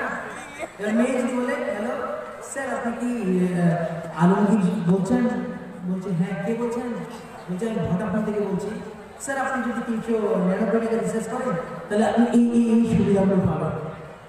তো বলছে যে আচ্ছা ম্যাডাম আপনার বাড়িতে আপনি বিয়ে করেছেন ইত্যাদি কথা বলে কথা আগাবে কেন? যে কথাতে মজা পাচ্ছে। কথা যদি কান দিয়ে শ্রবণ করে, কথা যদি সে ব্যক্তি কান দিয়ে শ্রবণ করে, বাজে কোনো আলাপ, অনেকে দেখবে যে চটি গল্প শুনছে মোবাইল, তাহলে এই চটি গল্প শোনার দরুন তার কানে জেনা হচ্ছে। দুই হাতের জেনা হচ্ছে একটা মেয়েকে ধরা। অনেকে জালসা চালতে দেখবেন অনেক ছেলে ওর ধান্দাই হচ্ছে কোনো মেয়ের সঙ্গে একটু ঘেঁষা দেওয়া। কোনো মতে যদি গাটা থেকে যায় তোর বন্ধুর কাছে গালা করবে যে আজকে দিয়ে দিয়েছি, এটা ওর খুব আনন্দ, বলবে ও। এই যদি নিয়োগ হয়ে যায় তাহলে এটা চাহাতে যায় না। কোনো ব্যক্তি যদি এই উদ্দেশ্যে জালসায় যাবো আজকে ঘুরবো, কে জলসা শুনবে, আমি জলসা ঘুরবো, এই উদ্দেশ্য যদি বেরিয়ে আসে তাহলে পায় না। তার আমার উন্নত বলছে যে জেনাকে তারা বৈধ মনে করবে। অনেকে আছে কি যে নিজের জামাইয়ের সঙ্গে নিজের ছোট মেয়েটাকে ঘুরতে দিয়েছে, বলছে যা জালসায় চলে যাবে, ওরে বাইকে করে পিছন দিকে তার শাড়িটাকে নিয়ে জলসা শুনতে এসে। তো আল্লাহ রাসূল বলেছেন এটা তো মাহারাম, এটা তো গায়ের মাহারাম, এটা তো মাহারাম নয়। এর সঙ্গে দুলাভাইয়ের কোনো সম্পর্ক নেই। এর সঙ্গে ওইভাবে তো একই বাইকে এসে একইভাবে চলাফেরা করা হারাম, অথচ এটা মানুষ হারাম মনে করে, এটা ভালো মনে করে। এই জন্য আল্লাহ রাসূল বলেছেন যে আমার উম্মত জিনাকে বৈধ করবে। দ্বিতীয় নম্বর তিনি বলেছেন যে আমার উম্মত নিষেধাজ্ঞা দ্রব্যকে বেশি ভক্ষণ করবে। 10 বছর আগে যে নিষেধাজ্ঞা দ্রব্য ছিল, ওই নিষেধাজ্ঞা দ্রব্য থেকে এখন মানুষ বেশি নিষেধাজ্ঞা দ্রব্য পান করে। তাহলে আপনাকে বলছি, আপনি নিষেধাজ্ঞা দ্রব্য মনে করেছেন যে বিয়ার, লালমাল, ভাগরা, ড্রাগ, এগুলোকে মনে করেছেন নিশাবাদ বা নেশা নয়, এটা ভুল। আল্লাহ রাসূল বলেছেন কুল্লু মুসলিমিন খামরুন ওয়া কুল্লু খামরিন হারামুন, প্রত্যেকটাই নেশা হচ্ছে মদ, আর প্রত্যেকটা মদই হচ্ছে হারাম। আপনাকে বলতে চাই যে আপনি বিড়ি, তামাক, জর্দা, গুল, তিরঙ্গা, গুড়াকু, মধু, এই জাতীয় যত নেশাদার দ্রব্য পান করছেন সবই হারাম। তখন বলবেন যে এটা আবার কি করে হারাম হতো? মাকরু। অনেকে বলবো আপনাকে মাকরু মানে কি? একজন ব্যক্তি বলতে পারেন মাকরু মানে কি? মাকরু মানে অপছন্দনীয়। একটা মুমিন কখনো অপছন্দনীয় জিনিস ভক্ষণ করতে পারে। আমি প্রমাণ করে দিতে চাই, বিয়ের খেয়ে যেই মানুষ অপরাধ করবে তার থেকে লক্ষ কোটি গুণ বেশি অপরাধ করবে বিড়ি খেয়ে। যদি কোনো তালুকদারি ডাগরা ভাগ এগুলো খায়, এর থেকে বেশি গুণা করবে কোনো ব্যক্তি যদি জব্দ করে। আমি প্রমাণ করতে চলেছে যাচ্ছে না, আমি শেষ করে বেশি কথা। কোন ব্যক্তি যদি এটা পান করে তাহলে মদের থেকে সে বেশি করে। আল্লাহ রাসূল বলেছেন, প্রথমত আপনাকে বলি, বিয়ের যারা খেয়েছে তারা কারণ হাত তুলবে না, তো তারাও একটু মনে মনে বলেন যে বিয়ারের গায়ে কি লেখা আছে যে এটা ক্যান্সারের কারণ? কেউ বলতে পারবে? প্রমাণ যদি না হয়, রাস্তা দিয়ে যাবেন, কালভার্টের নিচে অনেকগুলো মদের বোতল পড়ে আছে, আপনি গিয়ে দেখবেন যে ওর গায়ে কিন্তু লেখা নাই যে এটা ক্যান্সারের কারণে লেখা নেই। আপনি ড্রাগের কাছে যাবেন, সেখানে দেখবেন ওখানে লেখা নেই, কিন্তু বিড়ির গায়ে লেখা নেই যে ক্যান্সারের কারণ। লেখা আছে না নাই? তিরঙ্গার গায়ে লেখা নেই, জর্দার গায়ে লেখা নেই, লেখা। তো যদি কোনো ব্যক্তি নাও করতে পারে তাহলে এতটুকু বলতে পারবে যে ওর দাঁতটা ফ্যাটকা ম্যাটকা হয়ে উপরের দিকে চিড়ে আছে, দাঁতের সঙ্গে তার নাকটা বেরিয়ে আছে, দেখা নেই আছে কিনা ছবি? তো মানুষ যেন দেখে বুঝে নিতে পারে যে এটা মৃত্যুর কারণ। হ্যাঁ, আর আল্লাহ বলেছে যে তোমরা নিজেই নিজেকে হত্যা করিও না। সূরা বাকারা 2 নম্বর সূরা 195 নম্বর আয়াত এবং সূরা নিসা 4 নম্বর সূরা 29 নম্বর আয়াত, তোমরা নিজেরাই নিজেকে হত্যা করিও না। তাহলে আপনাকে বলতে চাই, আল্লাহ তো বলেছেন যে তোমরা নিজেরাই নিজেকে হত্যা করে দিও না, তাহলে আপনি বিড়ি খেয়ে ক্যান্সারের কারণ, তো আপনি নিজেকে হত্যা করছেন না। এক। দ্বিতীয়ত আল্লাহ রাসূল বলেছেন যে নিঃসন্দেহে যারা অপচয় করে তারা শয়তানের ভাই। একটা মতি বিড়ির প্যাকেট হচ্ছে 15 টাকা দাম, এক মাস যদি কোনো ব্যক্তি মতি বিড়ির প্যাকেট খায় তাহলে 450 টাকা ব্যয় করে দেয়। তাহলে এই যে বিড়ির প্যাকেট আপনি কেনেন, মদ খেয়ে না আপনার পেশা দুরবিত হয়, আপনি বিড়ি খেয়ে আপনার কি দুরবিত হয়? আপনার পেট তো ভরে না, কিছুই হয় না। এই জন্যে আপনাকে মদের থেকে এটা বেশি রাখা। দেখো, আমরা যতক্ষণ আলোচনা করছিলাম, আমি মনে করেছিলাম হয়তো এটা ক্লিয়ার হবে, মানে সন্তানকে লালন পালন বিষয়